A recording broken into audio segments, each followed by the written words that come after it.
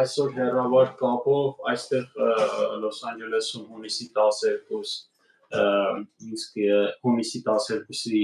երեկոն է,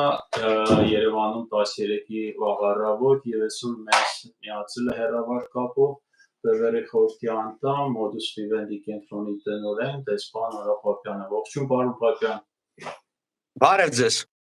Երկու խոսքով շնորհակալություն հրավերը ընդունելու համար, երկու խոսքով ես ներկայացնեմ Լոս Անջելեսում կատարված այս քանի օրվա իրավիճակը, փոփոխությունները, փաստորեն ցույցեր ասպես հուզումային անպատրաստից ոնց որ տեղի ունեցան Լոս Անջելեսում, Լոս Անջելեսի կենտրոնում որոշակի տարածաշրջաններում նույնիսկ բարետային ժամ մտցված եւ ամենից հետաքրքիրը, որ նահանգային եւ ֆեդերալ իշխանությունների միջև այսպես հակասություններ կան, ռազմական ուժեր, ազգային գվարդիա ֆեդերալ իշխանությունը մտցրել քաղաք եւ հակասական են տարբեր այսպես մոտեցումներ կան եւ այսպես ընդդիմացող ուժերը նաեւ նախապատրաստում են շաբաթ օրը մեծ այսպես լայնածավալ ցույց բողոքի իդեմ այդ ռազմական ուժերի ներդրման քաղաքում կարգոկանոնի այդ էմիգրանտների արտաքսման եւ այսպես այդ գործողությունների հետ, որտեղ կարելի ասել թածը չորի հետ խառնվել է, ասենք եւ այդ փողոցային խուժանը կա եւ գրագետ փողոքը կա, մի խոսքով այսպես խմորումներ են նաեւ Լոս Անջելեսում, բայց հիմի պարոն Պապյան նախ երևի սկսենք մենք բազմաթիվ հարցեր ունենք, ես կաշխատեմ ավելի շատ հարցերի միջոցով մեր ունկնդիրների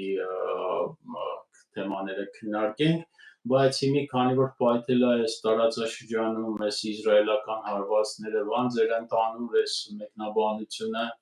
այդ թեմայի շուրջ, սա ուր է գնում եւ ինչ նպատակ ուներ այս Իսրայելի հարձակումը, որը ոնց որ թե նաեւ այսպես նամյոքներ արվեց նաև ամերիկյան իշխանությունների այդ դեսպանատները տարածաշրջանից անձնակազմ հանելու բանի, այսինքն ինչն էր պատճառը, որ այդ ոչ թե հանպատրաստից էր, արդեն բոլորը պրակտիկորեն գիտեին, որ հարված հասցվելու է, եւ սա ուր է, այս ջուրը ուր է գնում, էլի, ինչ ուժգնության, սա հարված է ուղղակի կետային, դիրքային ինչ-որ զգուշացում է, թե արդեն լայնածավալ, որովհետև արդեն այդ բոն էլ բան սկսվել, որ մարդիկ շատ հապեկված են ռեգիոնի եւ հատկապես բնական է Հայաստանի իրավիճակի հետ կապված։ Խնդրեմ։ Այն ինչ տեղի է ունենում Իրանի եւ Իսրայելի միջև իհարկե կանխատեսելի էր, դրա մասին եթե ոչ տարիներ, ապա ամիսներ շարունակ խոսվում էր հստակ, մենք գիտենք, որ Նաթանյահուն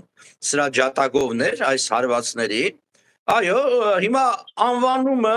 տարբեր է, կարելի է կոչել պատերազմ, կարելի է կոչել հարվածներ, որովհետև 21-րդ դարում պատերազմը չի ընթանում այն դասական ձևով եւ չեմ կարծում Իսրայելի եւ Իրանի միջև որ ընդհանուր ցամաքային սահման չունեն,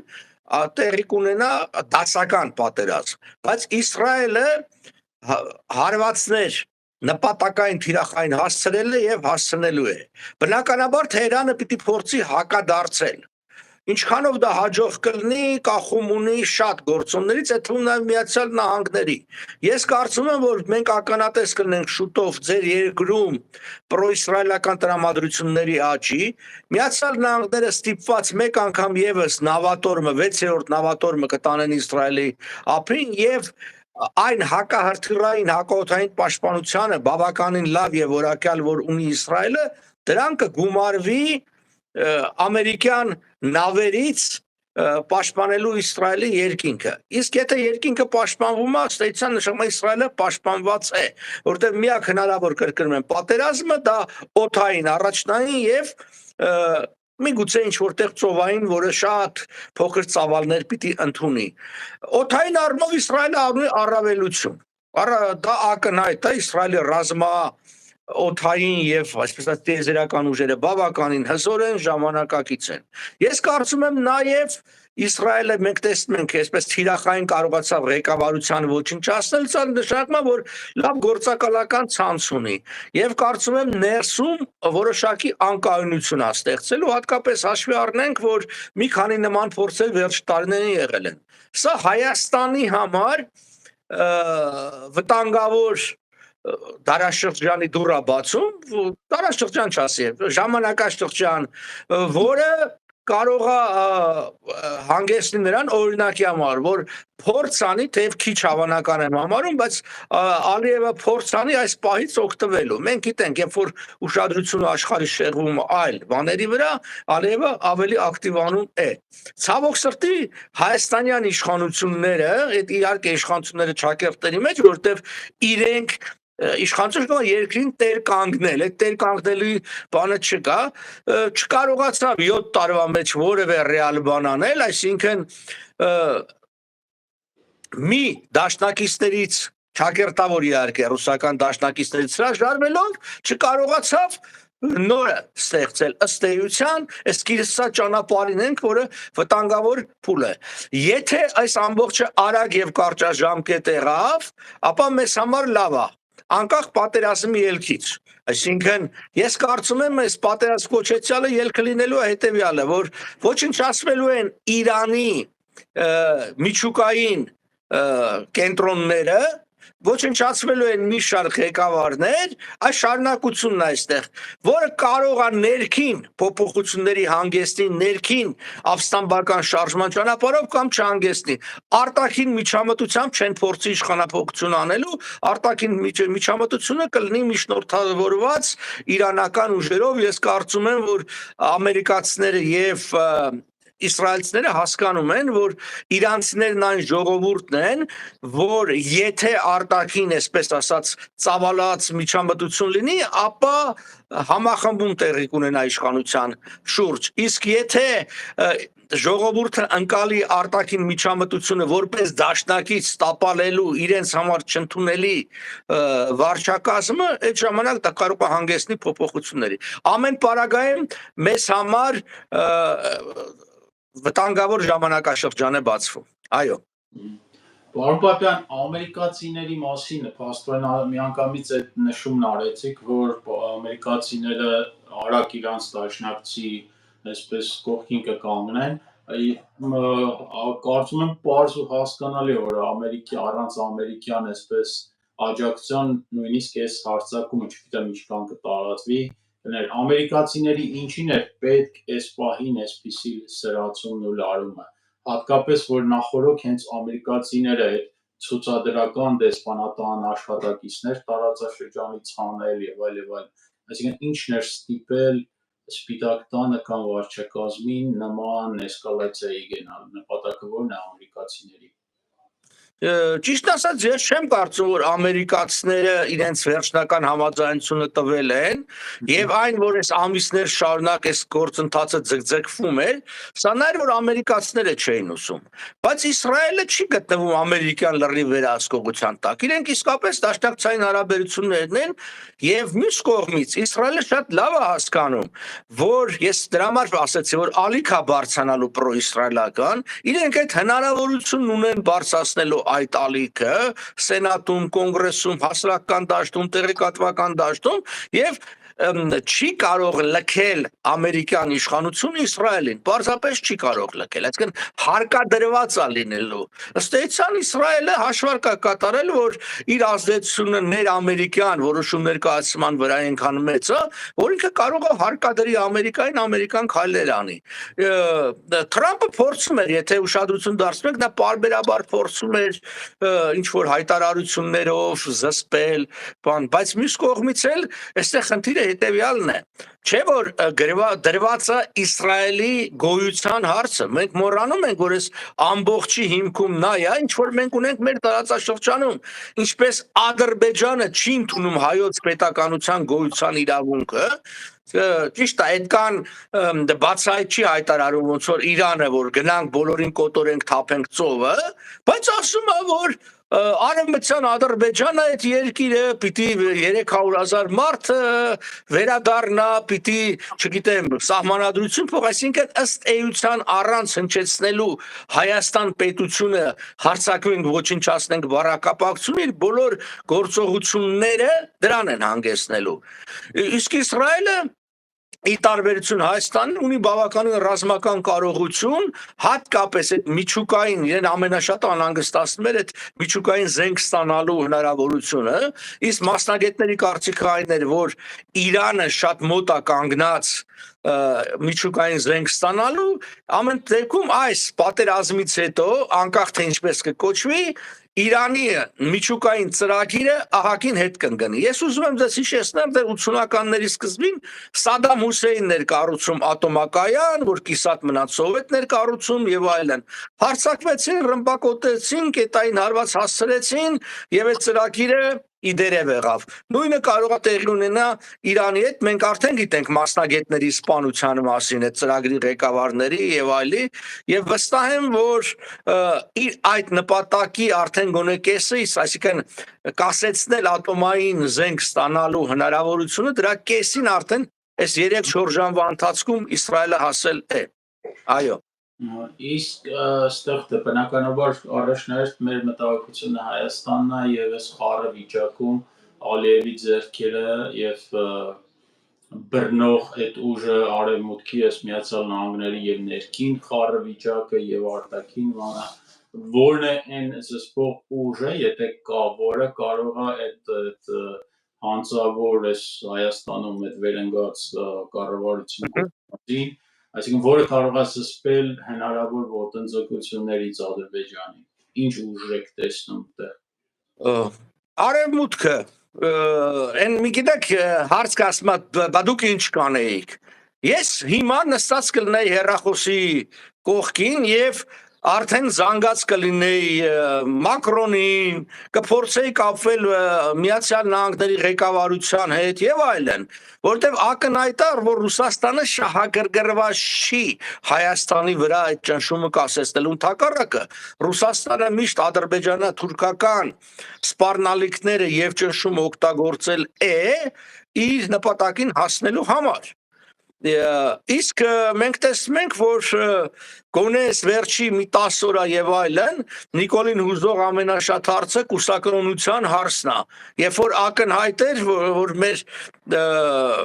սահմանակից երկրում եւ մեզ համար խիստ կարեւոր երկրում գործընթացներ են տեղի ունենում մեր տարածաշրջանում երևի Իրանից հետո երկրորդ երկիրը, որի վրա այս պատերազմը կարա լրջագույն ազդեցություն ունենա, դա Հայաստանն է։ Ինչպես ասեցի, սա վտանգավոր փուլ է բացում Հայաստանի համար։ Ալիևը փորձ անելու օգտվի սրանից։ Այստեղ ուղղակի հարցն է այդ փորձը ինչ ծավալի եւ չափի է լինում։ Հիմա այսօրվա ընթացքում պարզ կլինի, այսօր ուրբաթ 13-ը հունիսի, ինքն էլ այսպես խորհրդանշական առումով բան օրա, էլի, խառը օրա, տեսնենք մեր իշխանությունները մեր իհարկե չակերտում ինչ քայլեր կձեռնարկեն։ Եթե մենք մի քանի ժամվա ընթացքում հաղորդագրություն չունեցանք, որ, չգիտեմ, Նիկոլ Փաշինյանը կապվել է, խոսացել է Մակրոնի հետ, որ կարա խոսա։ Այսինքն Մակրոնը միշտ պատրաստակամ է եղել, նաև անպայմանորեն պիտի փորձ անի կապվի Միացյալ Նահանգների իշխան, գոնե Ռուբիոյի հետ ես կարծում եմ հնարավոր է։ Հիմա, այսինքն Արջը ինչ անում Մակունցը ես չգիտեմ։ Մակունցը պետք ունենար այն կապերը Վաշինգտոնում, որ հիմա ինքը արդեն պիտի մի քանի հանդիպում ունենար գոնե վարչության պետերի մակարդակի։ Ես հասկանում եմ, որ երեկոյա հարմար չի եւ այլն, բայց միևնույնն է, գոնե վարչության պետերը են առումով, որ վաղ առավոտյան ինքը կարողանա գոնե փոխնախարարի մակարդակով բանալնի հանդիպի, մեր մտահոգությունն ասի, չգիտեմ, միլիոն հարցեր կա, որպեսզի իրենք զանգեն Ալիևին, որպեսզի իրենց դեսպանը գնա Ալիևի հետ հանդիպման եւ ասի վիճակը շատ զգայուն է, փորձ չանեք ապակայունացնելու վիճակը։ Սա է, այսինքն այդ զանգերը, կապերը, հանդիպումները կարևոր է։ Ինչ են պահում երկրները դեսպանատուն։ Չէ՞ որ օրինակ դա ուշ միջնադարի Արդյունքա առաջ գնում էին ինչ որ պատվիրակություն խոսում են հենց դրա համար են պահում որ քանի որ այնքան արագացել այս փոփոխությունները դու չես կարող պատվիրակություն ուղարկես դու տեղում պիտի ունենաս արտակարգ լեւ լիազոր իրավասություններով օժտված անձ որը գնա երկրի անունից այս հարցը լուծի եւ հենց սա է հարցը պիտի ստեղծեին այնպիսի հարաբերություններ որ հնարավորություն ունենան նաեւ գիշերվա կեսին զանգելու բայց ես չեմ կարծում որ այդ հնարավորությունն ունեն Այո Պարոն Պապյան, փաստորեն էսկալացիայից մի օր առաջ կամ բան տեղեկատվությունա տարածվել, չգիտեմ ինչքանով է հավաստի, դե ունեք ավելի հստակ ինֆորմացիա, ճշտեք եւ տեղեկացրեք, փաստորեն հայտարարվեց, որ ամսի 20-ին ոնց որ այցելում է Անկարա։ Հիմի տեսեք դուք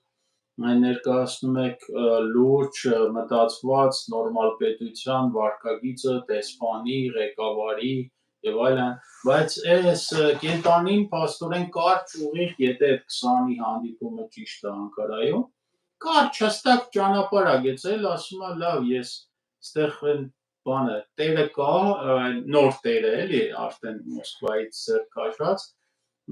կգնանք կարգավորի Ալիևի հետ մի բան ոնց որ այդ հանդիպման ժամանակ է ժեստիկուլյացիան Էրդողանի գուցե իր ընկալմամբ դա է լուծումը ինչ գործ ունի Մակրոնի հետ, Ռուբիոյի հետ, հերու օվկիանոսներից են կողմ էս կողմ ասենք այդ մոտեցումը ըստ էության Հայաստանի իշխանություն կոչեցյալ է ճակերտավոր այդ է անում եթե 20-ի այդ հանդիպումն էլ արդեն իսկ պլանավորած է ինչին է պետք դեսպան ընկնի այս կողմ են կողմ հանդիպի այս մասով ինչ կասեիք այդ մոտեցումը ուր է տանում մեզ Գիտեք, ազգային ժողովրդավարական բևեռը տարիներ շարունակ, իսկ դա հանգիստ կարելի աստուգել, ասում էր, որ տեղի ունենում հարավային Կովկասի հանձնում ռուսներից թուրքերի։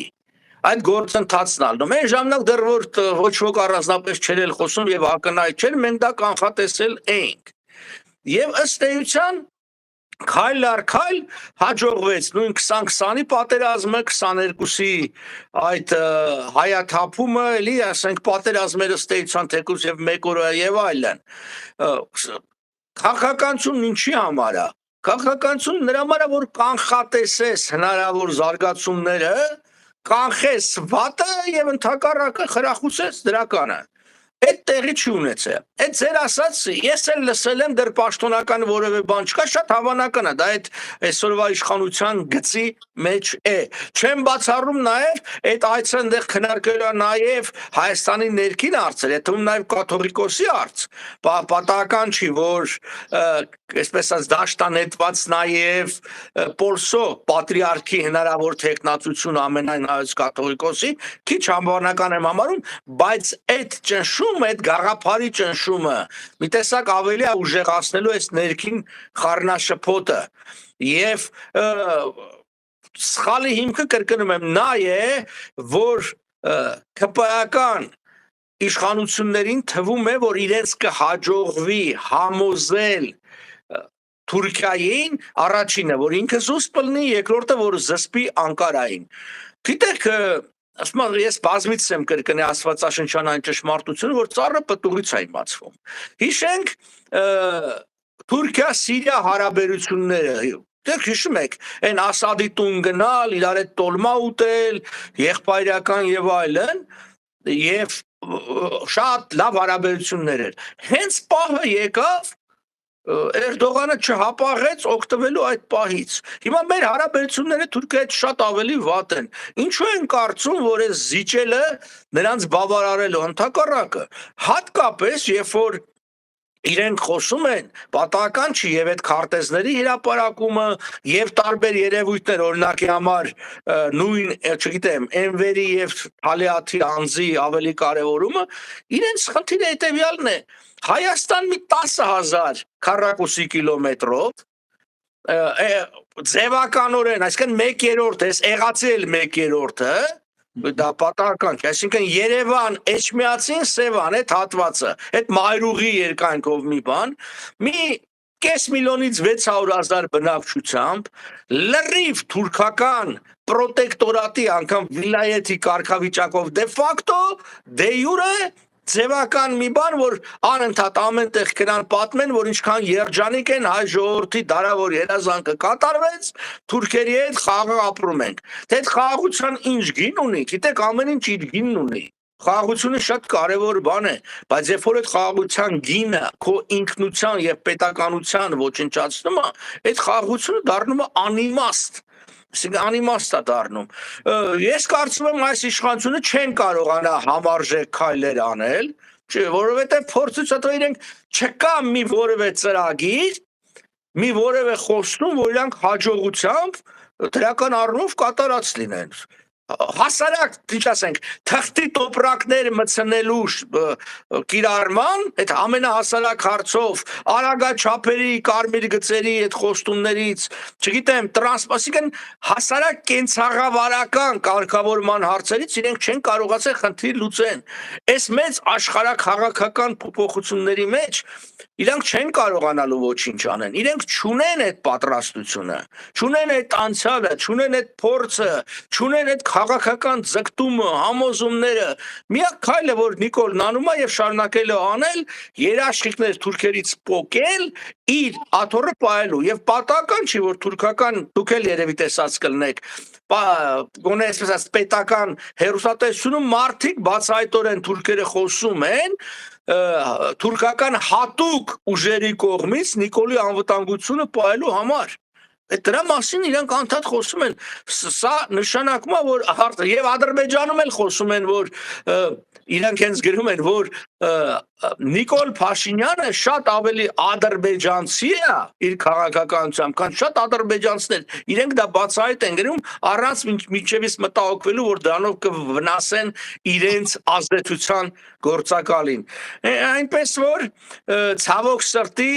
այս ծանրագույն ժամանակահատվածում մենք չունենք համարժեք ղեկավարություն եւ այս մեղքի մի զգալի մասն էլ հայ ժողովրդի եւ հայաստանցի քվեարկողների վրա է, որտեղ մենք սա իրենց զգուշացրել ենք։ Այս գործընթացը տեղի ունենում, եթե չեք ուզում, որ մենք հայտնվենք թուրքական լծի տակ, ուրեմն պիտի արևմուտքի հետ սերտ գործնական հարաբերություններ բերենք։ Հակառակ դեպքում Ռուսաստանը ոչ կարողություն ունի, ոչ ցանկություն ունի Հայաստանին պաշտպանելու, իսկ արևմուտքի համար էլ այդ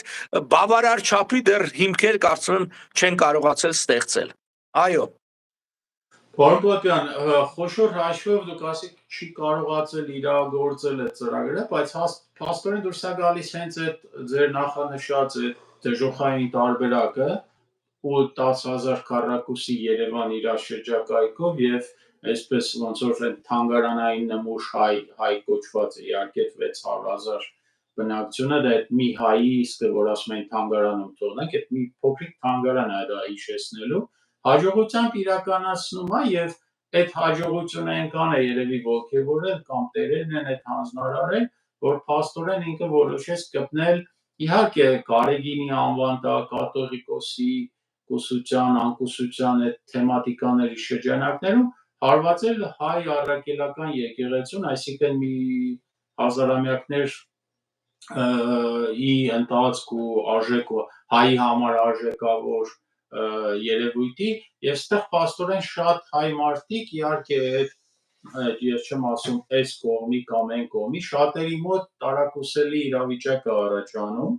որ մի կողմից խնդիր է որ բոլորը գիտեն կաթողիկոսի այսպես այդ տարածված խոսակցությունները կուսակրոնության հետ կապված այդ տասնամյակների բանանորություն չի եւ ծիծաղելի է որ նոր ագյուտ արել ակնհայտ է որ կամ ինքնավորոշել կամ հանձնարարել են դա անել այսինքն հայ մարդու համար մի կողմից ակնհայտ է որ երկուսի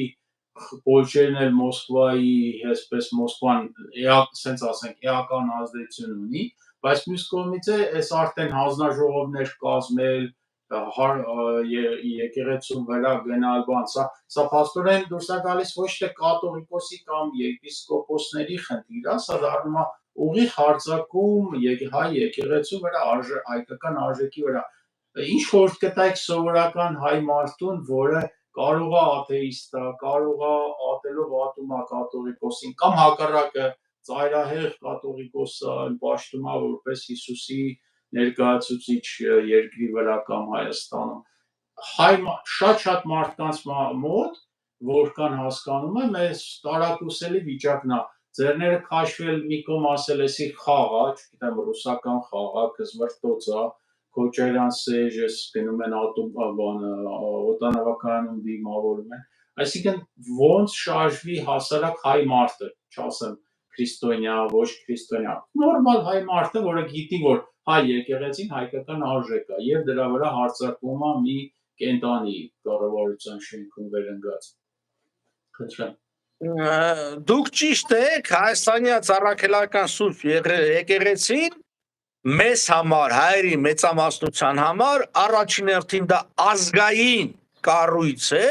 ազգային արժեք է, հետո կարծում եմ նոր, այսինքն հավատի տուն եւ այլն։ Գոնե իմ շրջապատի եւ այս մեր սերնդի ընկալում է այդպես է, ես չեմ կարծում նրանք, ովքեր որ հաճախ եկեղեցի են գնում, ես էլ եմ գնում նույնիսկ Սփյուռքում եւ այլն, այսպես բոլոր պատվիրանները պահպանում են եւ այլն։ Մեր ընկալումը այդպես է։ Ես ուզում եմ ձեզ հիշեցնել վերջի շրջանում մեղադրանքները ադրբեջանական կողմի, թե ովքեր ինչ գործոններ կամ ինչ կառույցներ են խանգարում ըստ իրենց այս հայ-ադրբեջանական խաղաղության ու եղբայրության հասնելը։ Դա նշվում է հստակ, դա որտեղ պետություն ու բանակ չկա, դա արդեն իրենք ասել են, դրանք են առաջնահերթ խանգարողները, իրանք դա վերացրել են։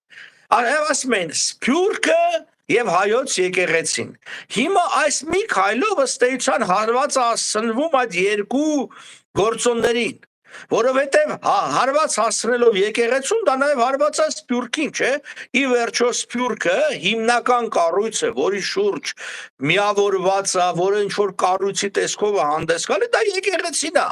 Իր էջմիածնական, անթիլասական թեմերով եւ այլն, Երուսաղեմում իր պատրիարքարանով, չգիտեմ, Պոլսում իր պատրիարքությամբ եւ այդ ամբողջով հանդերձ։ Ուրեմն, այստեղ նպատակը բոլորովին կապ չունի այդ կուսակրոնության եւ ուխտադրժության հետ, որտեղ եթե ուխտադրժության մասին մենք խոսենք, Նիկոլ Փաշինյանի ուխտը իսկ քաղաքական գործիչի ուխտը իր նախընտրական ծրագիրն է, իր խոստումներ են, ինքը այդ խոստումների 90%-ը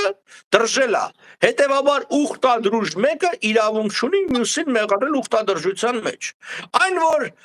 հայոց եկեղեցին բարեփոխումների կարիք ունի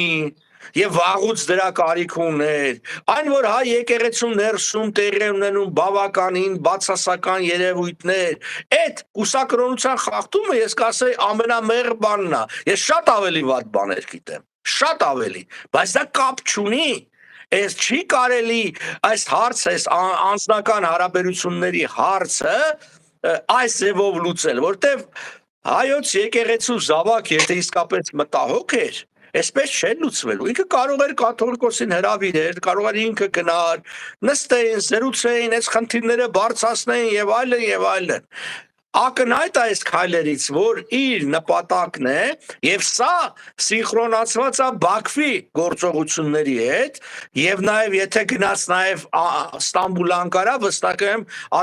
թուրքական գործողությունների հետ, բոլոր այն հենասյունները թուլացնել խախտել, որոնց վրա հայոց ինքնությունը կայացել է, միշտ կայացել է եւ կա այն որ մենք միշտ ասում ենք որ ինքը օտար երկրների պատվեր կատարող է դա հերթական անգամ ակնհայտ է դառնում այստեղ կա մեկ այլ գործոն որը ազգային ժողովրդական բևեռը որը առաջինն էր որ արձագանքեց այս պաշտոնական հայտարարությամբ արդեն ժամեր հետո այդ ամբողջի նաև որ եւ դրա մասին մենք խոսել ենք Թրամփի իշխանություն գալով մեկ Մյուսը Եվրոպայում պահպանողական ուժերի ակտիվացմամբ, այդ թվում մենք որ Բրյուսելում գնացինք մասնակցեցինք, այդ կենտրոնացի կաչ ուժեր պահպանողական եւ այլն, տեղի ունենում վերադարձ դեպի արմատները այն առումով, որ քրիստոնեությունը ավելի քաղաքական դերակատարություն է սկսել ստանձնել, քան ասենք տարիներ առաջ էր։ Եվ թուրքներն ու ադրբեջանցիները հասկանում են, որ սա կարող է լուրջ գործոն լինի հայերի ձեռքում, որպես առաջի քրիստոնյա ազգ, որպես միջին արևելքում քրիստոնեության վերջին հողակտոր, դա ես իրենց բառերն եմ ասում։ Դա իմ բառերը չի, last piece of Christian land, չգիտեմ, the first Christian nation, այդ իմ հանդիպումների ընթացքում հունվարում, ում հետ ամերիկացի բարձրաստիճան պաշտոնյա հանդիպում ենք, էդ էր ասում։ Հիմա իրենք մեր ձեռքից ուզում են այդ զենքը խլեն, որ մենք չկարողանանք այդ համաքրիստոնեական համերաշխությունը մեզ համար դարձնել ինչ-որ գործոն։ Բնականաբար այդ հարաբերությունների մեջ կարևորագույն գործիքներից մեկը եկեղեցին է։ Էջմիածինը որպես ամենայն հայոց հոգևոր կենտրոն, ասեն վարկա բեկելով դա նաև իրան քաղաքական խնդիր են լուծում։ Տեսեք մի քանի խնդիր են լուծում, ինքնության թուլացում, Հայաստան-Սփյուռք հարաբերությունների թուլացում, չգիտեմ, քաղաքական գործոնի վերացով։ Ես կասեի, որ Անկարան եւ Բաքուն Ռուսաստանի առնվազն աջակցությամբ, եթե ոչ ուղղորդմամբ Փայլուն խաղ են ուղակի խաղում թուլացնելու Հայաստանին, Հայաստանի լրիվ վերացումը չի, որտեղ այդ գործոնը պետք է, բայց պետք է Հայաստանին այնքան թուլացնել, որ եւ արևմուտքից էլ կտրել, եւ դրա մասին Լավրովը բացահայտ էր խոսում, որ ուզած չուզած ասում կգաս իմ ոտը, այլ հնարավորություններ չստեղծեն։ Իսկ մյուսներն էլ ասում են առիթ օգտվենք եւ էլի վերադառնալով առաջին հարցին, սա առիթ է Անկարայի եւ Բաքվի համար, իսրայելա-իրանական այս պատերազմը, որ իրանք կարող են փորձել ճշումը ուժեղացնել եւ կորզել գրեթե անհնարինը Հայաստանից։ Այո։ Շատ լավ, պարոն Պապյան, այս ոնց որ եկեղեցին, այո, մենք պետքա բոլորս եւ շատ լավ մատնանշեցիք, որ Բևերը առաջինն էր եւ որ շատ հստակ դիրքորոշմամբ կանգնեց Բևերը ինքը բազմա եւ խորհրդի անդամները եւ դուք անձամբ բազմաթիվ ասացի պես շատ ավելի լավ, շատ ավելի խորունկ բաներ գիտեք բացասական, բայց այս պահին խնդիրը ոչ թե եկեղեցին է, այլ կաթողիկոսն ու եպիսկոպոսներն են, այլ այստեղ հարվածագալիս հայ առաքելական եկեղեցում հազարամյակների պատմություն ունեցող արժեքի հայկական ուղեղի մտքի մեջ մտած։ Եվ այս պատմությունը ես հիշացնեմ երկու բառով, որ ես տարակուսել էի, երբ որ տարիներ առաջ այդ կենտանին ստեղ Բևերլի Հիլսում կարծեմ $500,000 չարթերային բաներ արել Ոմակի հետ, իր այդ զուգընկերոջ հետ։ Եվ ես հիշում եմ, որ մենք դրսում Ամուսարի հետ կապված ցույց էինք անում Ամուսարային շահգործման, եւ ներսում հարցազրույց տալուց այդ կենտանի, ընդ որում կարծեմ, եթե չեմ սխալվում, հոգեվորականները կային դալիճում, լինեն թե չլինեն, կարևոր չի։ Երբ որ ինչ-որ հարց տվեց ժուրնալիստը եկեղեցու պահվածքի բանի հետ կապված, ես ասում եմ 19 թիվ, երբ որ Լոս Անջելեսը եկեք, 19։ Հիշում եմ այդ այցը, այո։ Որ ինքը ասեց, ես պետքա չոկացնեմ եկեղեցուն։ Եվ ես տարակուսեցի, որ ստեղի եպիսկոպոսները, հենց ստեղի Լոս Անջելեսի հարյուրավոր եկեղեցական բաներ, համայնքներ կան, ոչ մեկի կողմից ծրտուն դուրս չեկա, ոչ մեկը բան չարեց, այսինքն այդ կան համայնքներ, այդ կան եպիսկոպոսներ, այդ կան տերտերներ, ոչ մեկի կողմից ծրտուն դուրս չեկավ, թե այ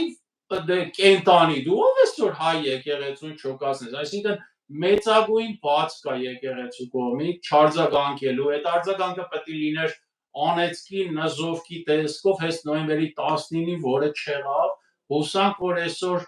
հայ ժողովուրդը իր այդ արժեքը կպահի եւ երբ որ մենք կունենանք ազգային իշխանություն, նաեւ այս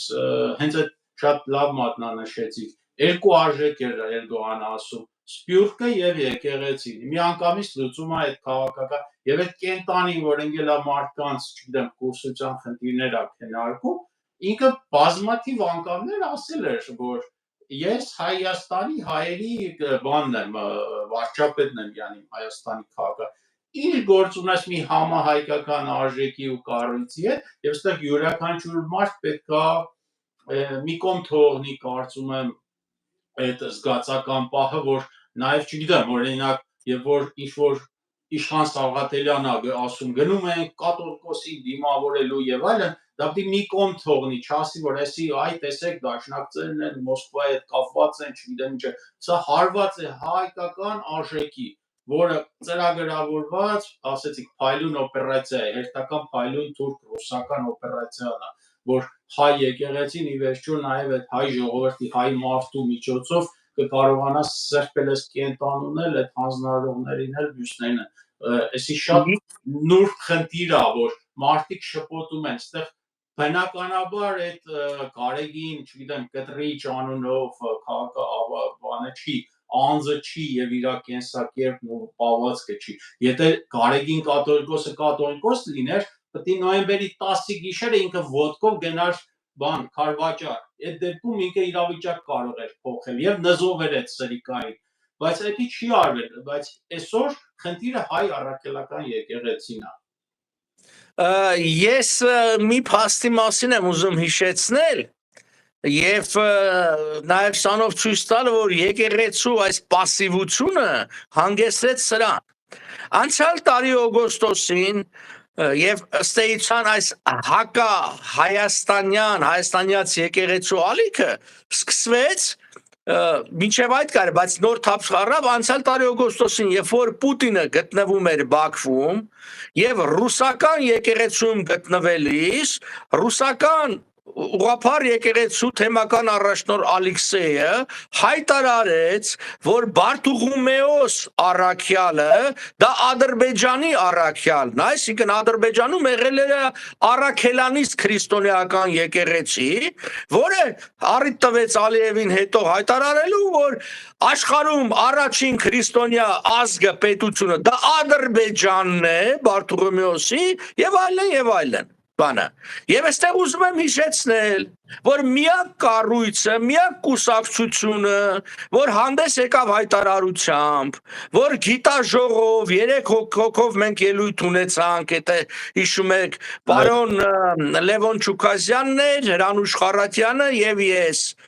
այս Բարդուղիմեոսի մասին։ Մենք դիմեցինք Էջմիածնին, զանգեցինք, գրեցինք, կոչ արեցինք հայտարարությամբ հանդես գալ, չան տեսել սա, բայց իրենք մտածում են դե ինչ է եղել, մեզ չեն կպնի, բայց ակնհայտ էր, որ եթե իրենք սկսել են արմատներին խփել, գալու են հասնելու են նաև այլ նպատակների, եւ մենք լինելով քննադատը շատ արատավոր երևույթների եկեղեցու ներսում, նորից եմ կրկնում, մենք անվարան կանգնեցինք եկեղեցու որպես համազգային կառույցի կողքին, անկախ նրանից, եւ որ կան ուժեր, որոնք նույն Մոսկվայի թելադրանքով փորձելու են իրենց շահերը առաջ տանել, բայց գիտեք, եթե ինչ ասենք, 2 անգամ 2-4-ա ինչ որ ուժերի համար, որոնց քաղաքականությունը մենք չենք ընդունում, դա չի նշանակում մենք պիտի հրաժարվենք այդ ճշմարտությունից։ Ճշմարտությունը այն է, որ հայոց եկեղեցին դա ոչ Կտրիչ Ներսիսյանն է, ոչ մյուսներն են, ոչ բան։ Ինչպես հայոց պետականությունը, դա Նիկոլ Փաշինյանը չի որպես անձ։ Այդ նույնն է, որ ասենք եկեք պետականությունը ոչնչացնենք, որովհետև Նիկոլն ու իր վարչախումբը ընդհանրապես հակահայ են գործում։ Ոչ, կառույցը այլ բան է, իսկ ասենք անհատները ուրիշ եւ այստեղ մեր դիրքորոշումը իդեպ ասեմ դուք շուտով ականատես կլնեք տեղեկություններ կլինի մի գործընթացի, որը մենք սկսել էինք մինչև այս վերջի իրադարձությունները, բայց կարծում եմ առաջիկա մի 10 օրվա մեջ հենց եկեղեցու հետ կապված որոշ քայլեր ա, որը մենք սկսել էինք եւ սա ըստ էության զուգադիպեց, որտեղ մենք սկսել էինք կանխատեսելով այս ամբողջը։ Շուտով ես կարծում եմ մինչև ամսվա վերջ սա մասին տեղյակ կլինենք, մենք ավելի կբացենք քարտերը։ Հենց այդ առումով էլ հարցը տվեցի խորհրդի, ուրեմն արգելի ժողովուրդ հետևեք Բևերի հայտարարություններին, Բևերի խորհրդի, մամուլի խոսնակի, պաշտոնական հանդիպումներին, Բևերը մշտապես այս առումով առաջինը գործել է, առաջինը արձագանքել է եւ կոչն ու հորդորն է նաեւ ամբողջ հոգեվոր դասին, որ ի վերջո հենց այստեղի այսպես բազմաթիվ մեծահարուստ մեծ ապարանքներում հայ ժողովրդից սնվող, հայ ժողովրդի այսպես բարիքները վայելող հոգևորականներ կան, հենց անվանական ասեմ Հովնան, մյուսը բոլորը ի վերջո ես Կիրակի օրը կսպասեմ ըստեղի էլ եկեղեցական հովիվների արձագանքին այդ կենտրոնու հարձակմանը Էրդողանյան հարավարների կատարմանը բոլորը անելիք ունեն, բոլոր հայ մարդիկ անելիք ունեն Բևեռը անումը եւ Բևեռի հաղորդագրություններին հենց այս թեմատիկայով մի քանի հարցեր է կա այդ մասով, հենց կարելի է պարոն Պապյանի այս արձագանքը համարել այդ հարցերի պատասխանը։ Պարոն Պապյան, անցնենք հարցերին, չգիտեմ ժամանակը ձեզ այնքան հարցեր կա տալու, բայց երևի մի հատ գրված հարցերի անդրադառնանք, ուրեմն այսպիսի մի հերետորական հարց կա, իհարկե օրինակը բերում է Գազայի ժողովրդի վերաբերյալ, ասում է պարոն Պապյանը անդադ ասում է, որ եթե ժողովուրդը դեմ է իր հետ կատարվողին, պետք է դուրս գա փողոց։ Հիմի Գազայի օրինակն է բերում, ասում է դե որ Գազայի ժողովուրդը դուրս գա փողոց, ինչ է իսրայելցիները պետք է չռմբակոծեն, սպանեն եւ այլն։ Նույն համեմատ, այսինքն ըստ էության շատ տիպուկ է նաեւ համեմատությունը։ Դուրս է գալիս, որ եթե ընկալում է որպես թշնամի, դե Գազան ու Իսրայելը թշնամական չէ, արավ։ Այսինքն Հայաստանի իշխանությանը հարց տվողը դիտում է որպես թշնամի, ասում է, եթե գանք փողոց ու պայքարենք, արդյոք նույն մարտասպան, ոնց որ Իսրայելն է Գազայում վերացնում մարդկանց, արդյոք նույն բանը չի լինի, ինչի է պարոն Պապյանը այդ հարցադրումը տալիս, սենց գուցե հերետորական, համեմատական։ Չէ, սա կարևոր հարց է, որովհետև պետք է նայել արմատին։ Երբ որ ես ասում եմ դուրս գալ փողոց, ես չկամ դուրս գալ փողոց, լինի Գազայում կամ, չգիտեմ, Երևանում, Հայաստանում, իշխանափոխության համար։ Այսինքն, եթե ժողովուրդը խլված է իշխանությունը, այսօր այո, հակասահմանադրական իշխանություն է, որտեղ չփորձեն ասեն, որ ընտրված իշխանություն է, որովհետև իշխանությունը այն կարգախոսերով, որ գնացել է ընտրության, այսօր դրա հակառակն է անում։ Հակառակն է, սա ոչ միայն ուխտադրժություն է, սա բոլոր քաղաքական երևույթների հակոտնյա է։ Նիկոլ Փաշինյանը չի խոստացել, չգիտեմ, Արցախը հանձնելու գնով բերել խաղաղություն, երբ որ ինքը խոստացել է խաղաղության եւ այլն։ Այդ նույն պայքարը գիտենք, բանի դեմ կոռուպցիայի եւ որը այդ ամբողջը կա։ Հիմա Գազայի վերաբերյալ, այո, Գազա ժողովուրդը թող դուրս գա փողոց, թող ստեղծի այնպիսի իշխանություն, որը կճանաչի Իսրայելի գոյությունը։ Այս Իսրայելը արաբական հակամարտության հիմքում, Իսրայելը իրանական հակամարտության հիմքում այն է, որ այդ երկրները չեն ընդունում ՄԱԿ-ի որոշումը Իսրայել պետություն ստեղծելու մասին։ Ասում են պիտի ոչնչացնենք Իսրայելը։ Այն երկրները արաբական, ովքեր ընդունեցին Իսրայելի գոյությունը, Հորդանանը, անգամ Սաուդյան Արաբիան, Եգիպտոսը, խաղաղ ապրում են։ Եթե Գազայի իշխանությունները հարձակվում են, հոկտեմբեր 7-ի հարձակումը այդպիսին էր Իսրայելի վրա, ուրեմն պիտի իրենք ակնկալեն, որ Իսրայելն էլ իրանց վրա է հարձակվում։ Գիտեք, միջազգային իրավունքը ճաշացանկ չի, որ դու ընտրես քո քիմքին հաճելի բաները, այսինքն առաջինը, 8-րդը եւ 6-րդը։ Կամ ընդունում ես միջազգային իրավունքը ամբողջության մեջ, կամ չես ընդունում։ Եթե դու չես ընդունում միջազգային իրավունքով Իսրայելի գոյության իրավունքը, Իսրայելն էլ չի ընդունում միջազգային իրավունքով քո գոյության իրավունքը։ Եվ քանի որ Իսրայելը շատ ավելի ուժեղ է, դնում ջարդում է թույլերին։ Այսինքն հարցը դա թող դուրս գա փողոց, ստեղծի իր իշխանությունը, լեսու գտնեն երկու պետության ստեղծման ի վերջո հիշենք այդ գաղափարը, երբ որ ենթամանդատային Պաղեստինը կիսվեց Իսրայել պետության եւ Պաղեստին պետության ստեղծման մասին էր։ Ինչու՞ չստեղծվեց Պաղեստին պետությունը։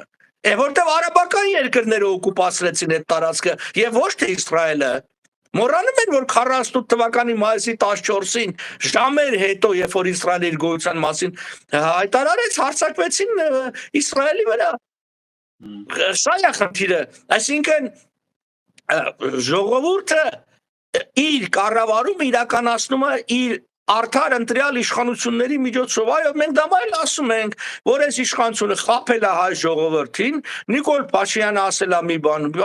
ինքը անօրինական է, որտեղ շատերն ասում են ընտրված, լեգիտիմ, ոչ ընտրված է, ոչ էլ լեգիտիմ է։ Կրկնում եմ, ժողովուրդը այլ գաղափարներ եւ այլ խոստումներ է ընտրել, որոնք այսօր բան են եղել, ապա լեգիտիմացվել են Նիկոլի գործողությունների պատճառով։ Այո։ Ինչու այլևս չեք համագործակցում, մի քիչ անձնական հարց է, բայց կարդամ, քանի որ դուք նշել եք, որ Միացյալ Նահանգներում հանդիպել եք, ինչու այլևս չեք համագործակցում Տիգրան Ավագյանի հետ, միասին եթերներ չկան, եւ նա իր եթերներում ասում է, որ Հայաստանում քաղաքական ուժ չկա, բոլորը արտաքին կառավարման տակ են բացառությամբ առանձին անհատների։ Կշտվել եք նրա հետ։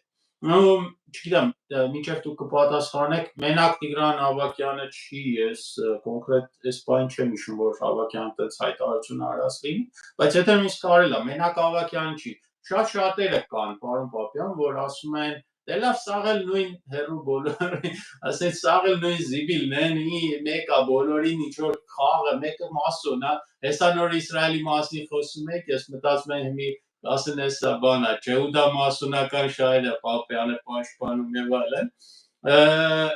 կոնկրետ Տիգրան Ավագյանը եւ ավելի այսպես մի քիչ լայնացված, բոլորը նույնն են այդ թեզը, ոնց ասին բոլորը արտաքին կառավարման տակ է, Բևերը ումով է արտաքին կառավարման տակ, պարոն Պապյան։ Չէ, մենք չենք գշտվել Տիգրան Ավագյանի հետ, պարզապես Տիգրան Ավագյանը իր տեսակետն արտահայտում եւ հաճախ այդ տեսակետը չի համապատասխանում մեր տեսակետ, որը եւս բնական է։ Դա չի նշանակում, եթե դու ամբողջությամբ չես կիսում մեկի այսները, նշանակում է գշտվել ես։ Օրինակ ինքը տեսակետ արտահայտեց հենց այն օրերին, երբ որ ինքը լոբիստների միջոցով